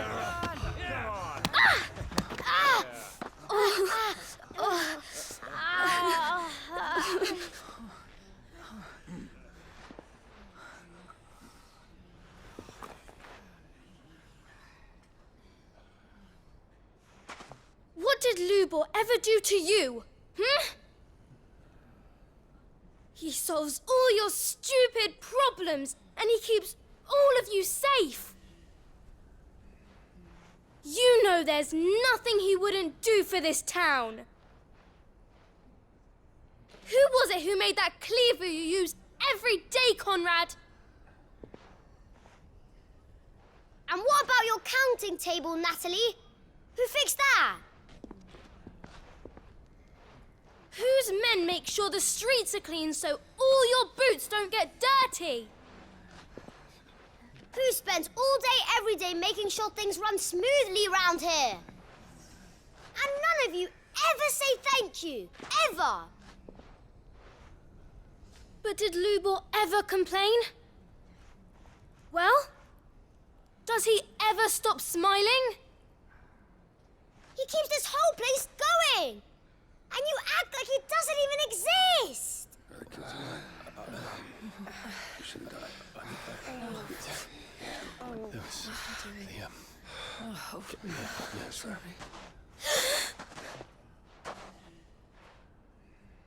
Lubor, we've heard enough. Wait! We will not run. The town guard will not abandon the very place it is sworn to protect. And I will not give up for lost the stores that we labored so hard to fill.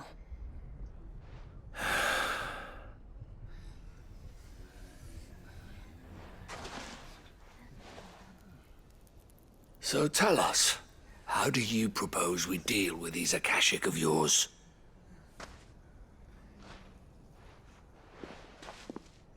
We won't run, but we will fight. All right, then.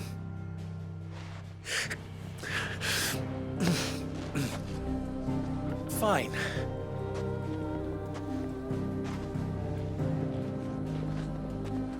Gather around if you don't want to die.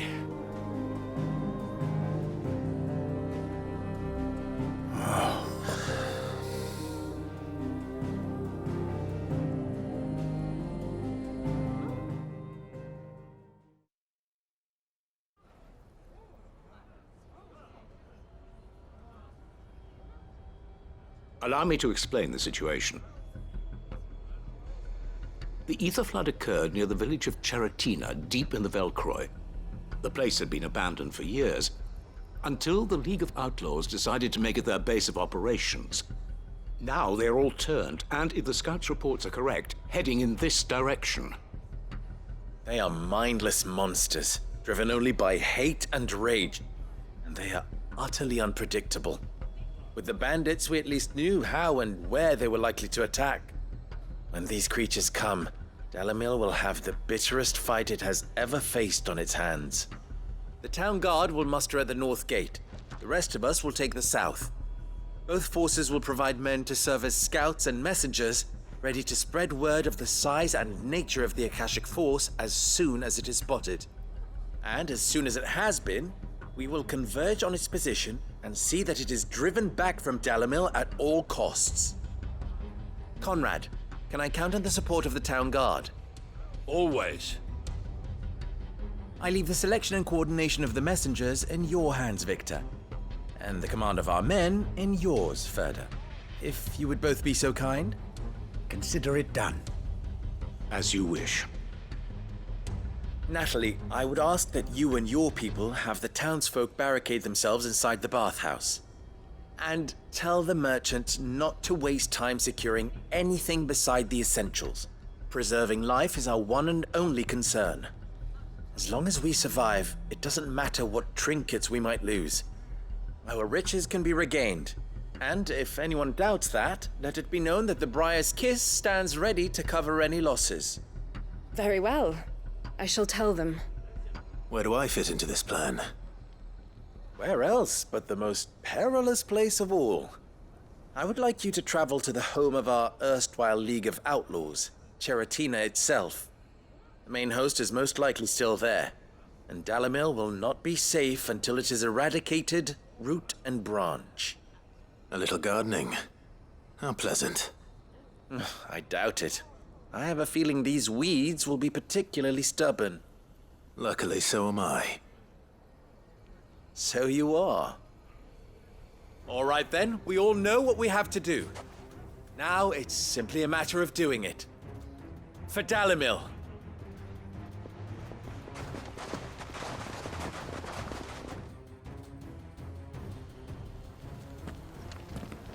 Looks like everyone's ready. I'd better not keep them waiting.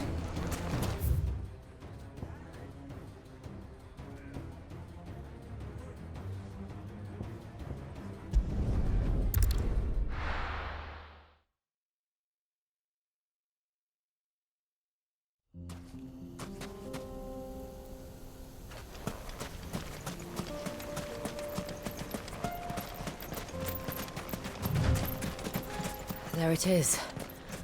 The flood. But what's waiting for us inside?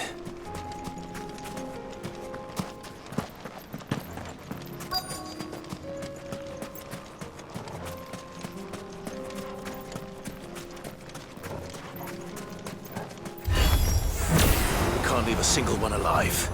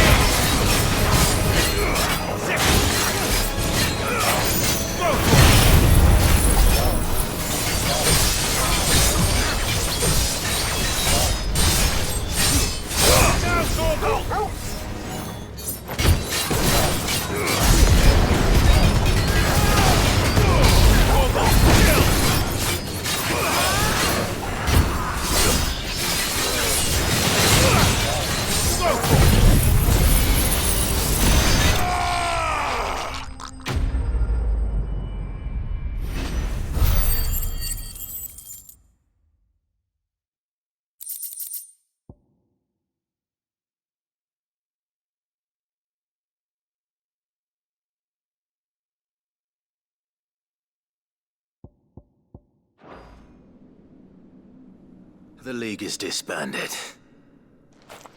I should get back to Dalimil and see how the others fared.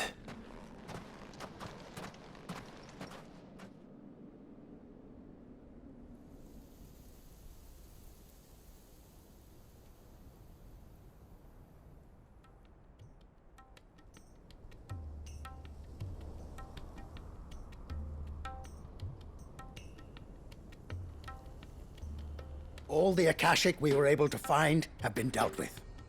Seems that might be the last of them. Last of them here, perhaps. Lubor, Sir Clive has returned. Clive! What news from Charatina? It's done. Root and branch. I knew you wouldn't let me down. Thank you, my lord. Friends, the Horde has been driven back. The Akashic have been defeated.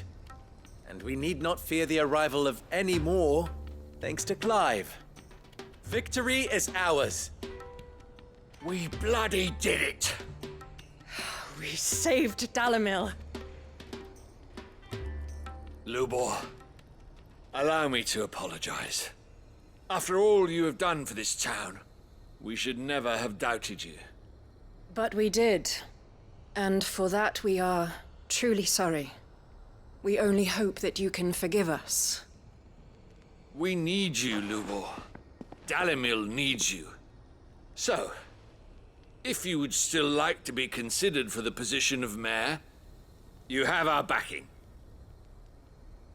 You do remember that I'm a bearer, don't you? We do. But that is not a stain on your character. It is a stain on ours. We thought only of what we perceived bearers to be, not what you truly are. The man who saved Dalimil twice over. I see. But I will only accept your proposal on 2 conditions. Name them. Firstly, that you will both do everything in your power to rally your people to my cause. If the Town Guard and the Merchants League do not accept my leadership, it will be doomed from the start. Unity is the key to defending Dalimil, and I do not doubt that we shall need to call on our combined strength again. When that time comes, I will expect us all to pull together, just as we did today. Of course. You have our word. And secondly, you will accept that if I am to lead you, the mistreatment of bearers must end here in Dalimil. Any bearer within our walls shall be afforded the same rights as any other citizen. They will not be judged by what they are, but who they are. As we failed to do, and came so close to losing everything. We agree to your conditions. And we have only one in return. That you continue to work for the good of Dalimil, as you always have. Condition accepted. Well then, it seems my mayorship is all but confirmed. Do I get some sort of special hat?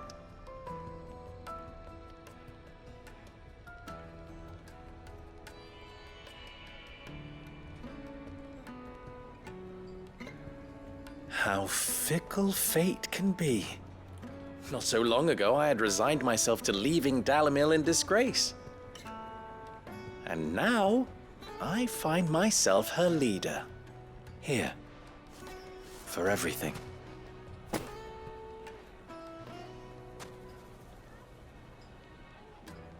Lubor, about the children. Fear not, you are of course relieved of your responsibility.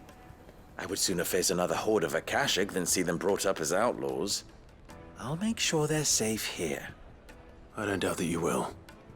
And not just the children, but everyone in Dalimil. I'll do my best. Can't have all your hard work going to waste.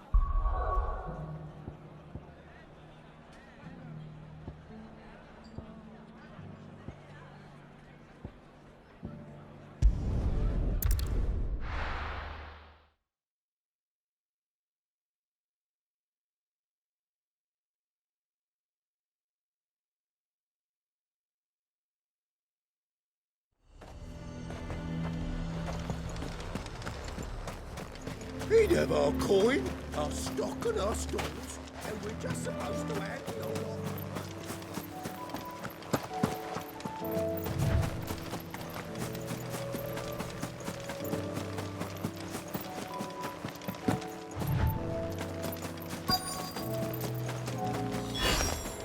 Damn it. The reports were true. I need to stop them before they get to the town.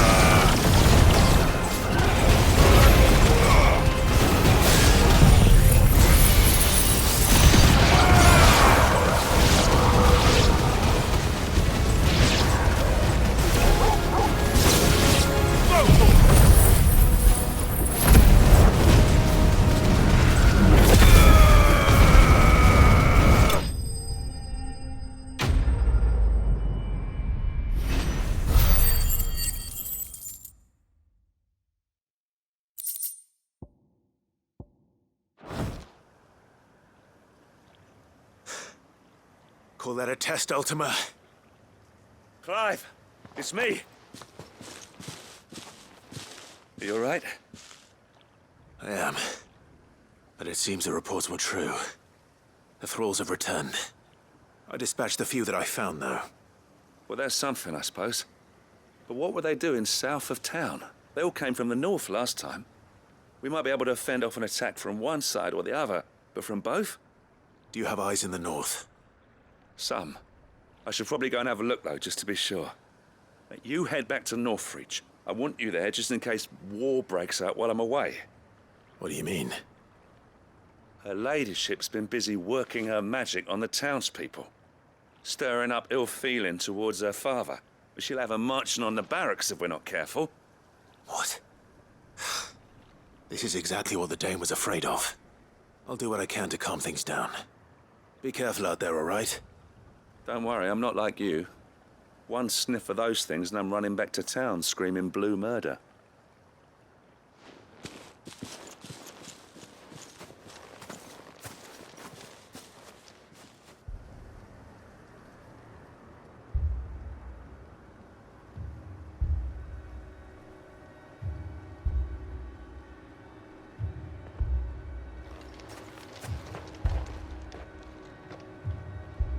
Do you not see, Father?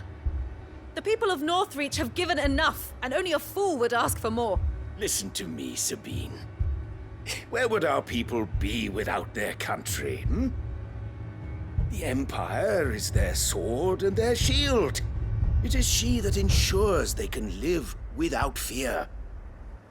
And now she teeters on the brink. Without their sword, how will the people fight? Without their shield, how will they protect their kin? Can the unarmed stand against the advancing hordes? No. But there is yet hope. A new shield, a new sword. A new empire. We can rebuild Sandbreck, just as Great Grieger wills it. Perhaps we could, Father. But we don't want to. Not if it is built on the broken backs of the people. Please, let us not quarrel in the street. You must see that no good will come of this. Our fight is not with each other, but with the threat that draws ever closer to our gates. A threat that your sword has yet to rid us of, Your Eminence. You will hold your tongue, whore!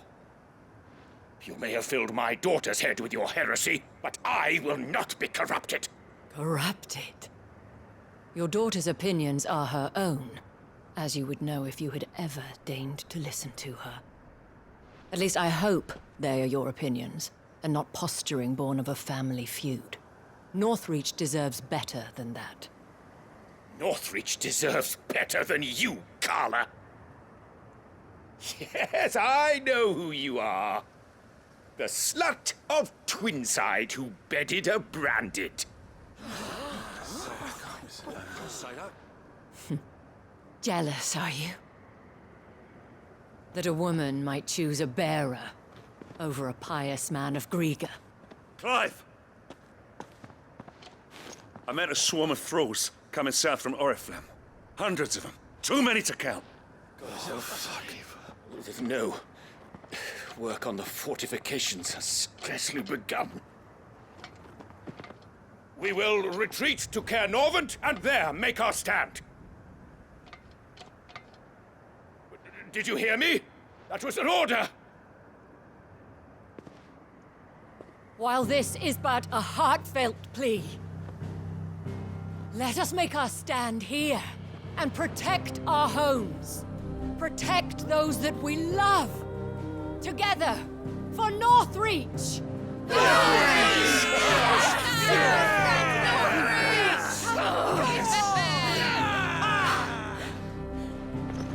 You heard the dame. What are we waiting for? Pikemen to the gates. Archers to the roofs. Quickly, come on!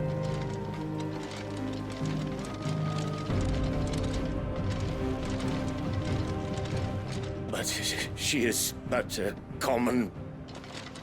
whore, yes. And we'd follow her to the gates of hell.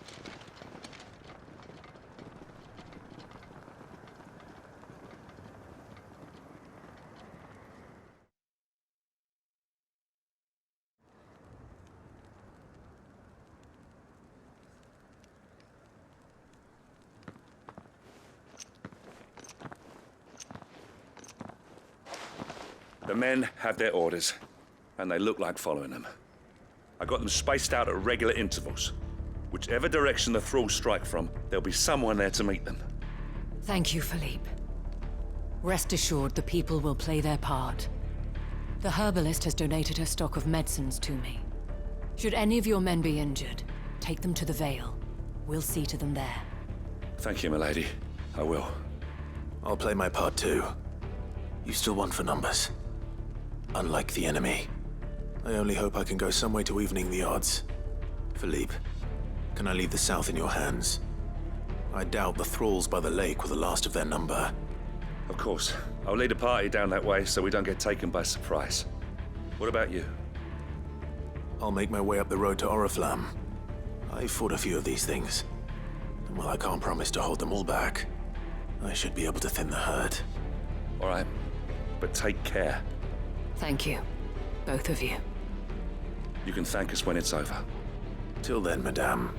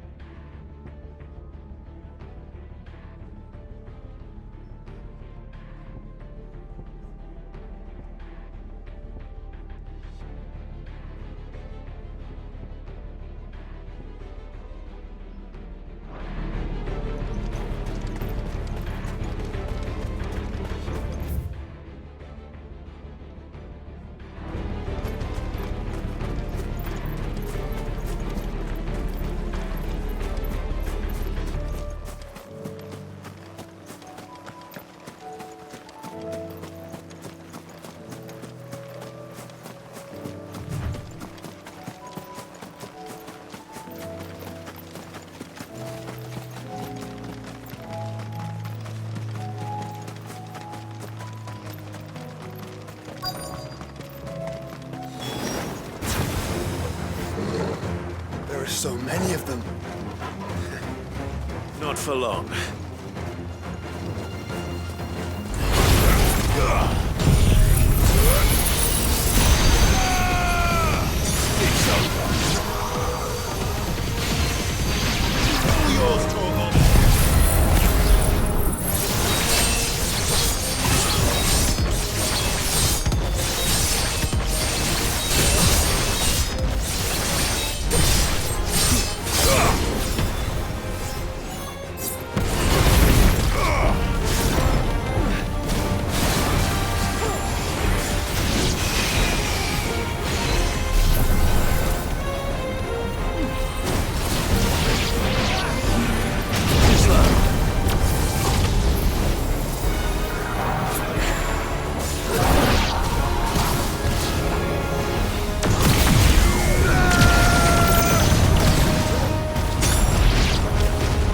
Is it over? No. It's only just begun.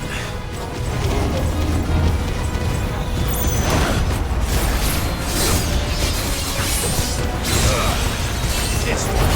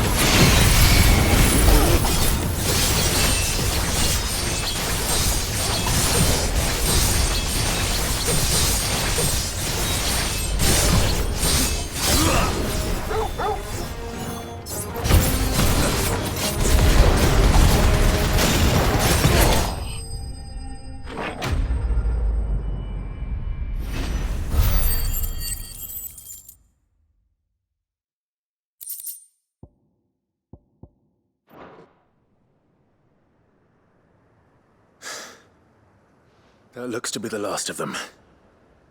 I wonder how the others fared. Better hurry back to town. Come on, Torgal.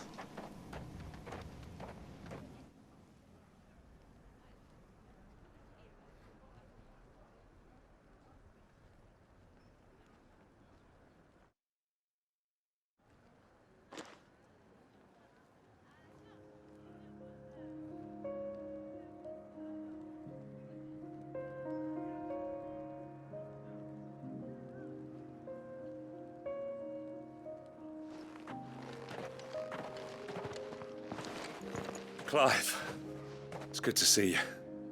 And you. The road to Oriflamme is clear. How did you and your men fare? Well, we ended up fighting for our lives down by the lake. Took a few nicks, but nothing the girls of the Vale can't put right. Glad to hear it. Well, it seems we've survived. For the time being, at least. I thank you both for answering the call. You were right. And I was wrong. About everything. I had thought that the only way to unite the people was under the banner of Empire.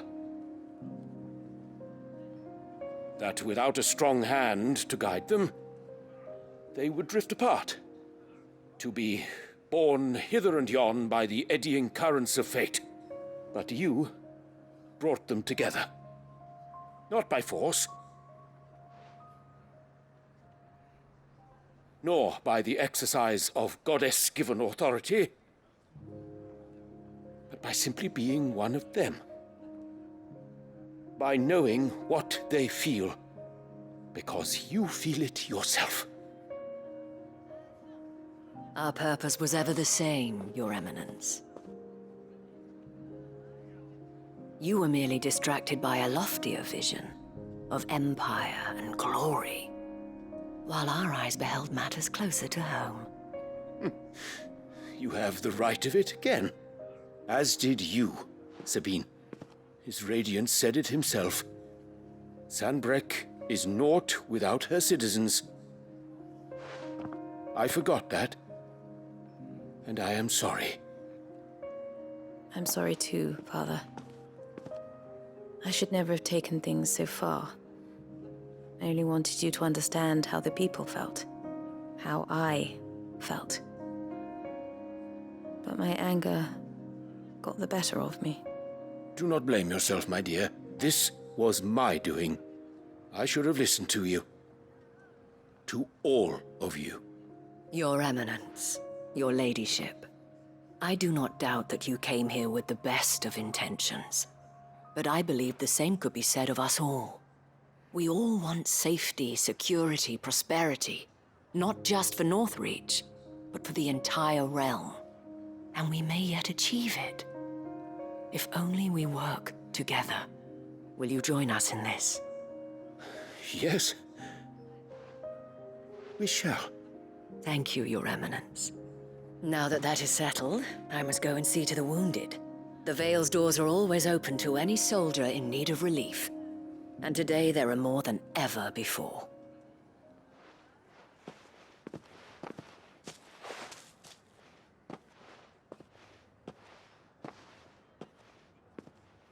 Madame Isabel is a rare soul indeed.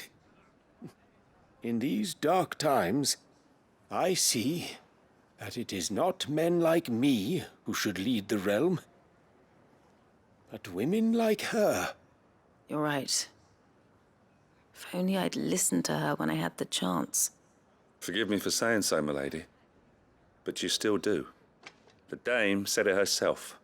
We can turn things around. We just have to work together. And that goes for you, too. You're one of us now. One of you. Well said, Captain. Let this be a new beginning. Not only for Sanbreque, but for us. Well, since there's nothing more to be done here, I should see if Isabel needs any help moving the wounded.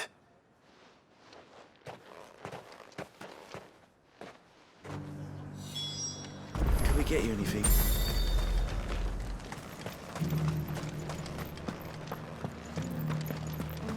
There's no need to worry.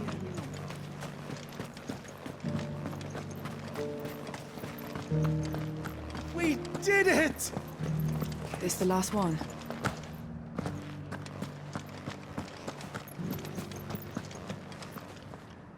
How goes the treatment of the wounded? I'd be happy to man one end of a stretcher if it would help. You've helped quite enough for one day, Clive. Thank you. Don't mention it. Oh, but I must. After all you've done for this town, it is the very least you deserve. Tell me, if Northreach had fallen, what would you have done? A woman of your means could find a home anywhere in the realm, but I sense you would rather have died here. It's a long story. For you, madame, I have all the time in the world.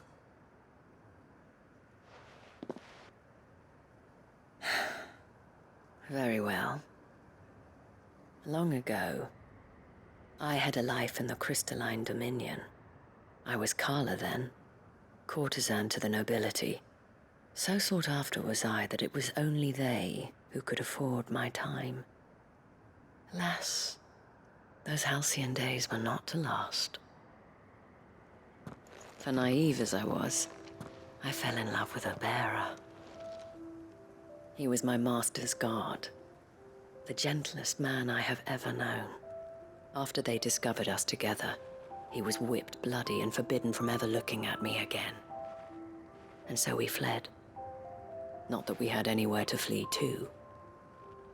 We wandered, aimless and starving, half dreading, half praying that the next day would be our last. Until we found ourselves here, in Northreach. It was the Vale that took us in, that fed us, clothed us, and healed our hurts. Those that could be healed, at least.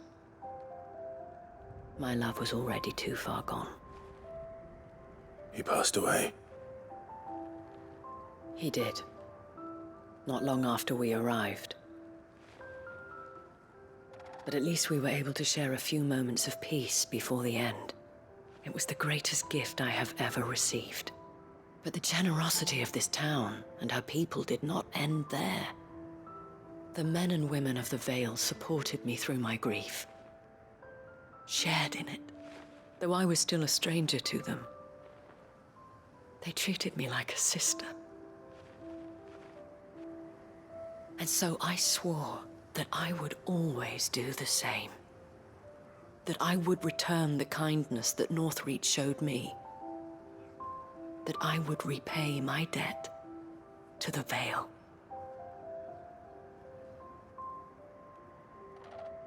Thank you, Isabel, for sharing this with me.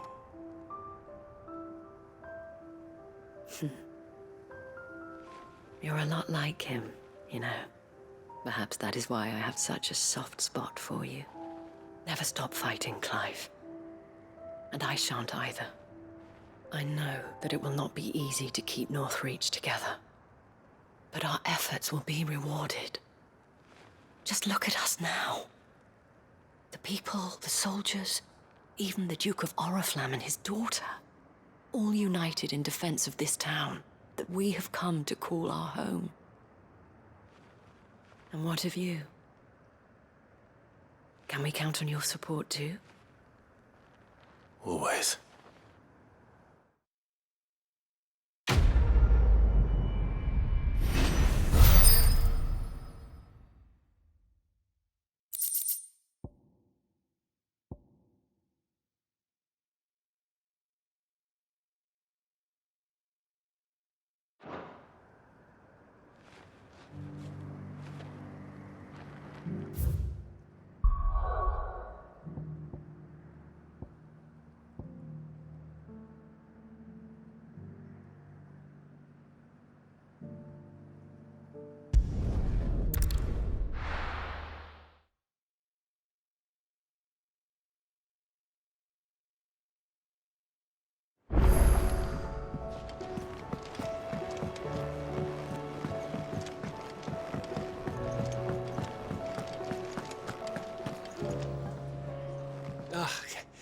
You alright?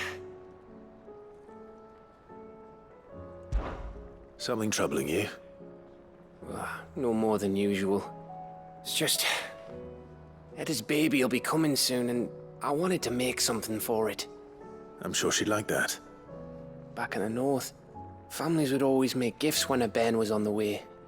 Yeah, let the little tykes know they were welcome in their new homes, like. So, what's the problem? Well, the problem is that Eda's due any day now, and I don't know if I'll be ready in time. Is there anything I can do to help? You know, there just might be. All right then. What exactly are we making? A good luck charm. But not just any good luck charm. Not just any.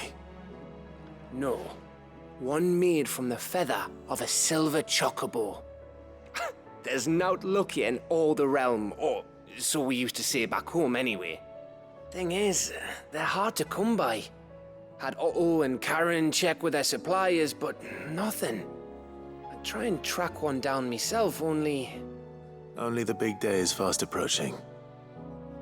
And that's all you need, a feather. That or the bird whose horse it's attached to, aye. I was gonna start by asking around with traveling traders plying the northern borders. Well, there's no shortage of those passing through Martha's. I think I might make that my first port of call. I'll let you know if I find anything. You're a good friend, Clive. I won't forget this.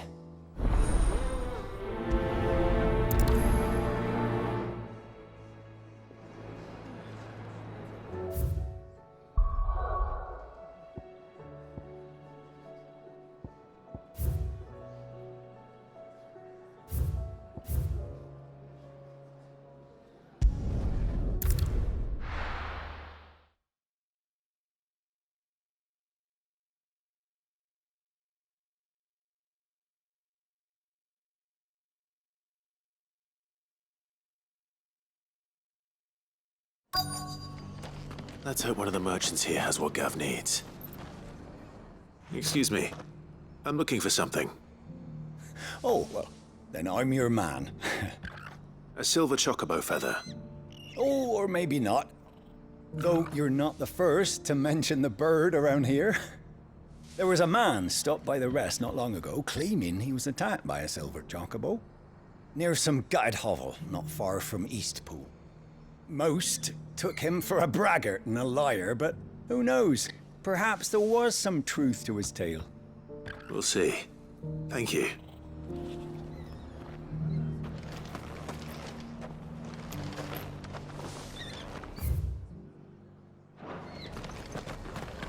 We've got a few rooms going spare now. You want a bed for the night? Speak to Arthur. Oh, this guy can fuck right off.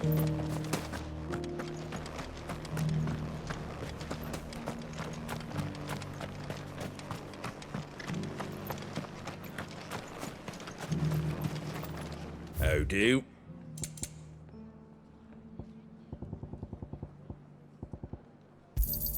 Thanks very much.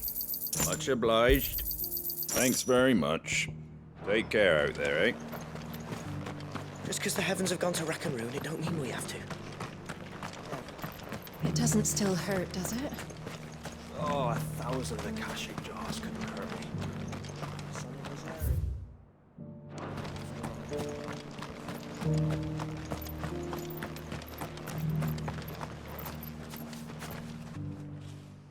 Can I help you with summit? You wouldn't happen to sell silver chocobo feathers, would you? I deal in fruit, not fancies. But if it's fancies you're after, I suggest you try Rhiannon's ride. Was a silver chocobo seen there? Oh, yes. If you believe the ravings of a madman. It wouldn't be the first time.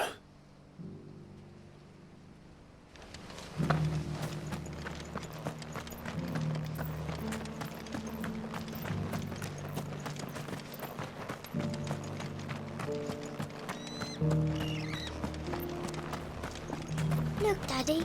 It's shining so brightly. Isn't it pretty? Yeah. Pretty sister.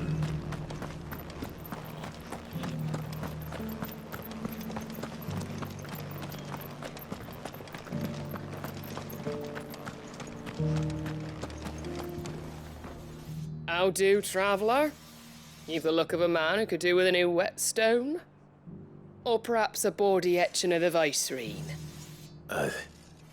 Maybe another time. I'm looking for a silver chocobo feather. If that's the case, rumours are all you're likely to find. No one has seen a silver chocobo for years.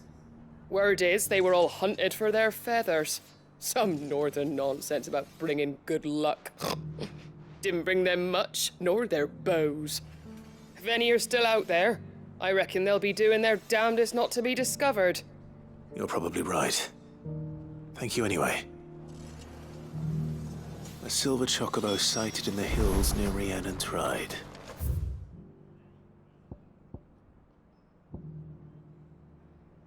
It sounds almost too good to be true. But since I'm already here...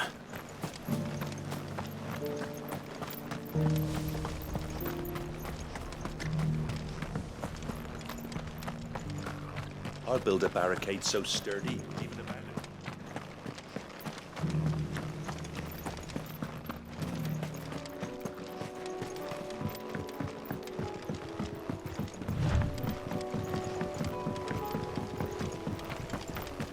Can hardly make out a blooming thing. Go for a sight.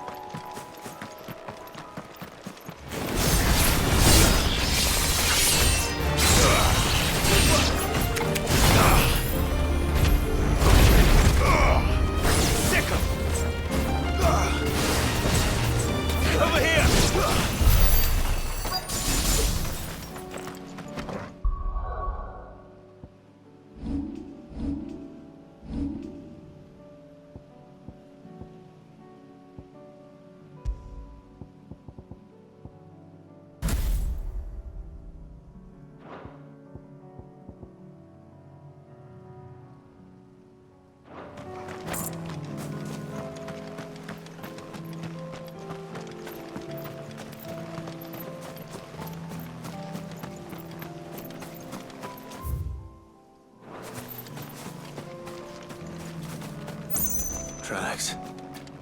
They're not left by bandits for a change.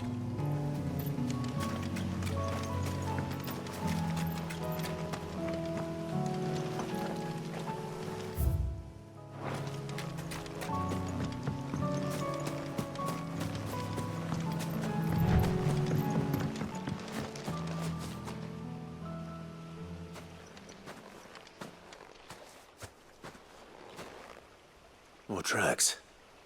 And these look fresh. The chocobo was here. And recently. Perhaps it still is.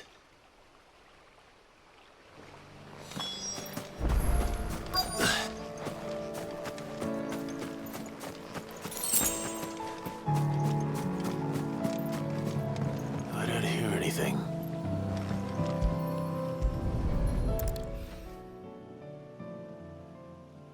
Well, I'll be damned.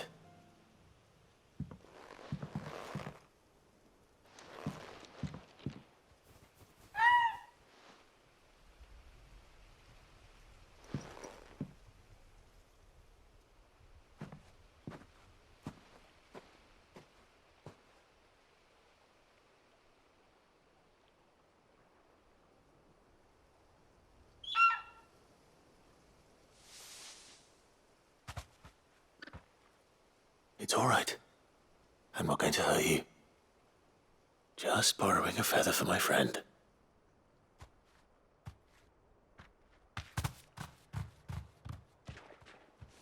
Thank you. Let's get this back to Gav before they change their minds.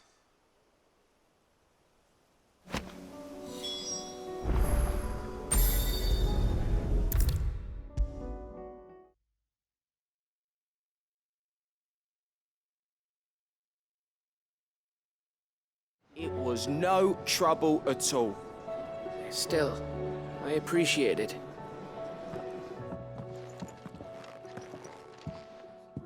Clive, you're back. How'd you get on? Any luck? Any luck, you say?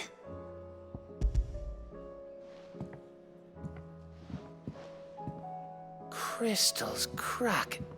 Is this what I think it is? Where in the hell did you find it? It's a long story.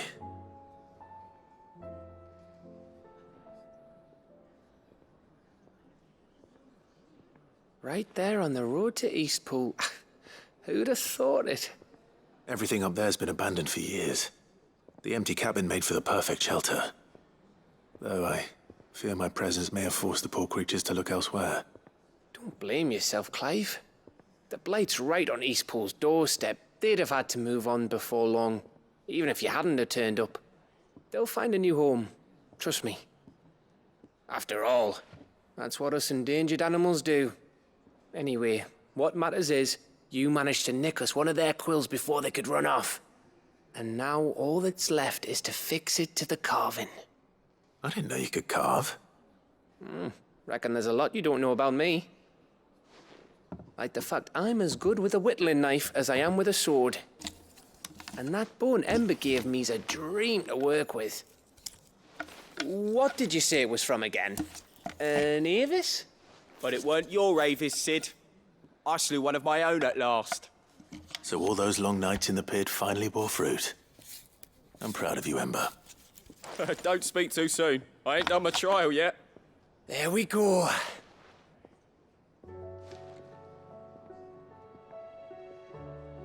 What do you think? I think if you ever hang up your scouting cap, you'll be able to make an honest living. Oh, will I? I should go and see if Ed is awake. Give it my best. You can give it to yourself. Come on.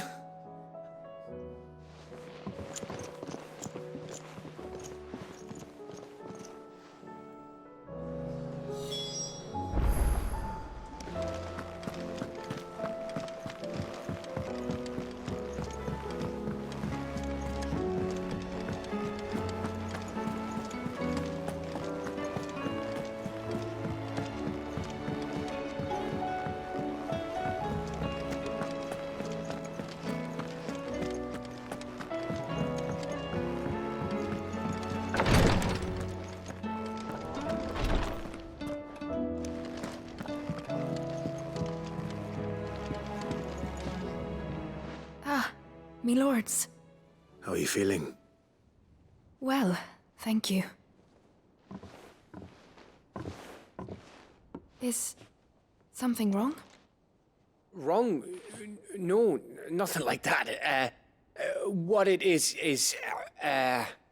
Go on, please.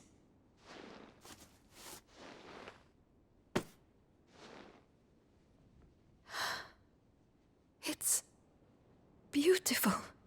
Did you make it? We did. Aye. It's from all of us here at the Hideaway.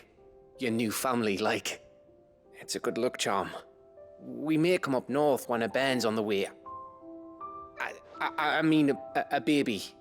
To let him know that they're part of the family too. Oh, I hope you like it. I don't know what to say. I thank you, me lords, for everything. If there's anything you need, just let us know. I will.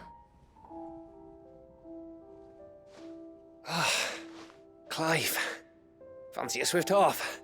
I'm thirsty. I could be convinced.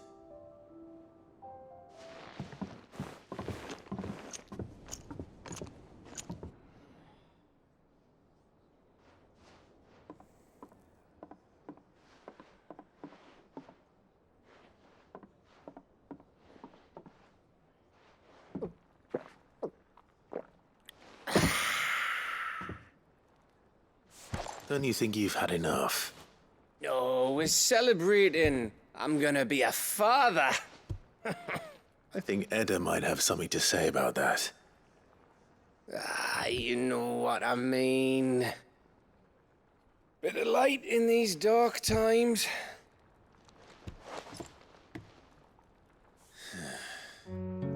Wasn't long after me 10th name day. My mum told us she was with child again. I was over the fucking moon. I was looking forward to having a little one to lord it over, what with me being the runt of the litter.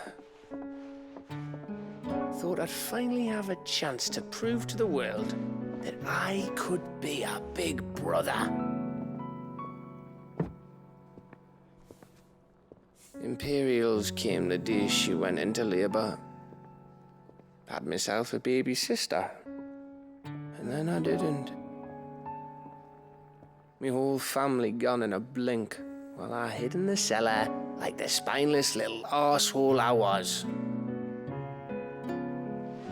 Great brother I turned out to be.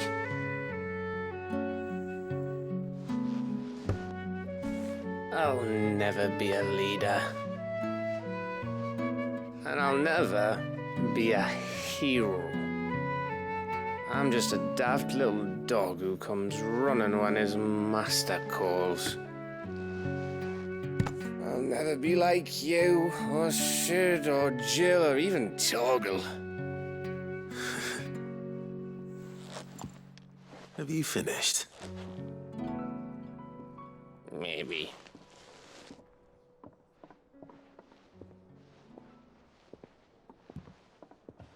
Do you know why you're our best scout? Because you don't need anyone to hold your hand. Without your resourcefulness, your courage, your determination, I don't know where we'd be. Maybe hanging off a cliff like, That was only the once. Exactly. You learned from it. And here you are after Founder knows how many missions, stronger for everyone. And let's not forget Rosalith. Who was it who freed me from the dungeon? Who was it who ran to Jill's rescue? That would be me. Because you're our brother, Gav. My brother.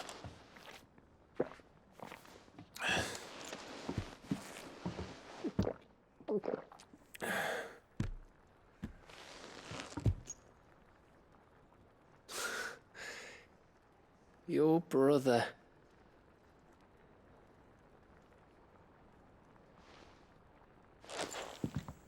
Which means that when the time comes,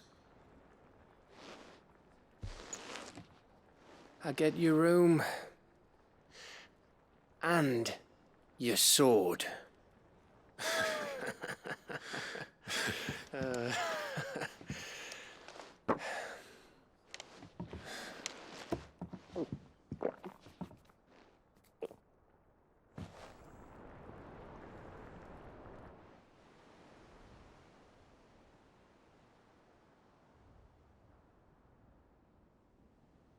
I may have had one too many. you may have had 10 too many. I said I was thirsty. Better get back to work anyway, after I walk this off. Clive? What is it? Thanks for, you know. I know.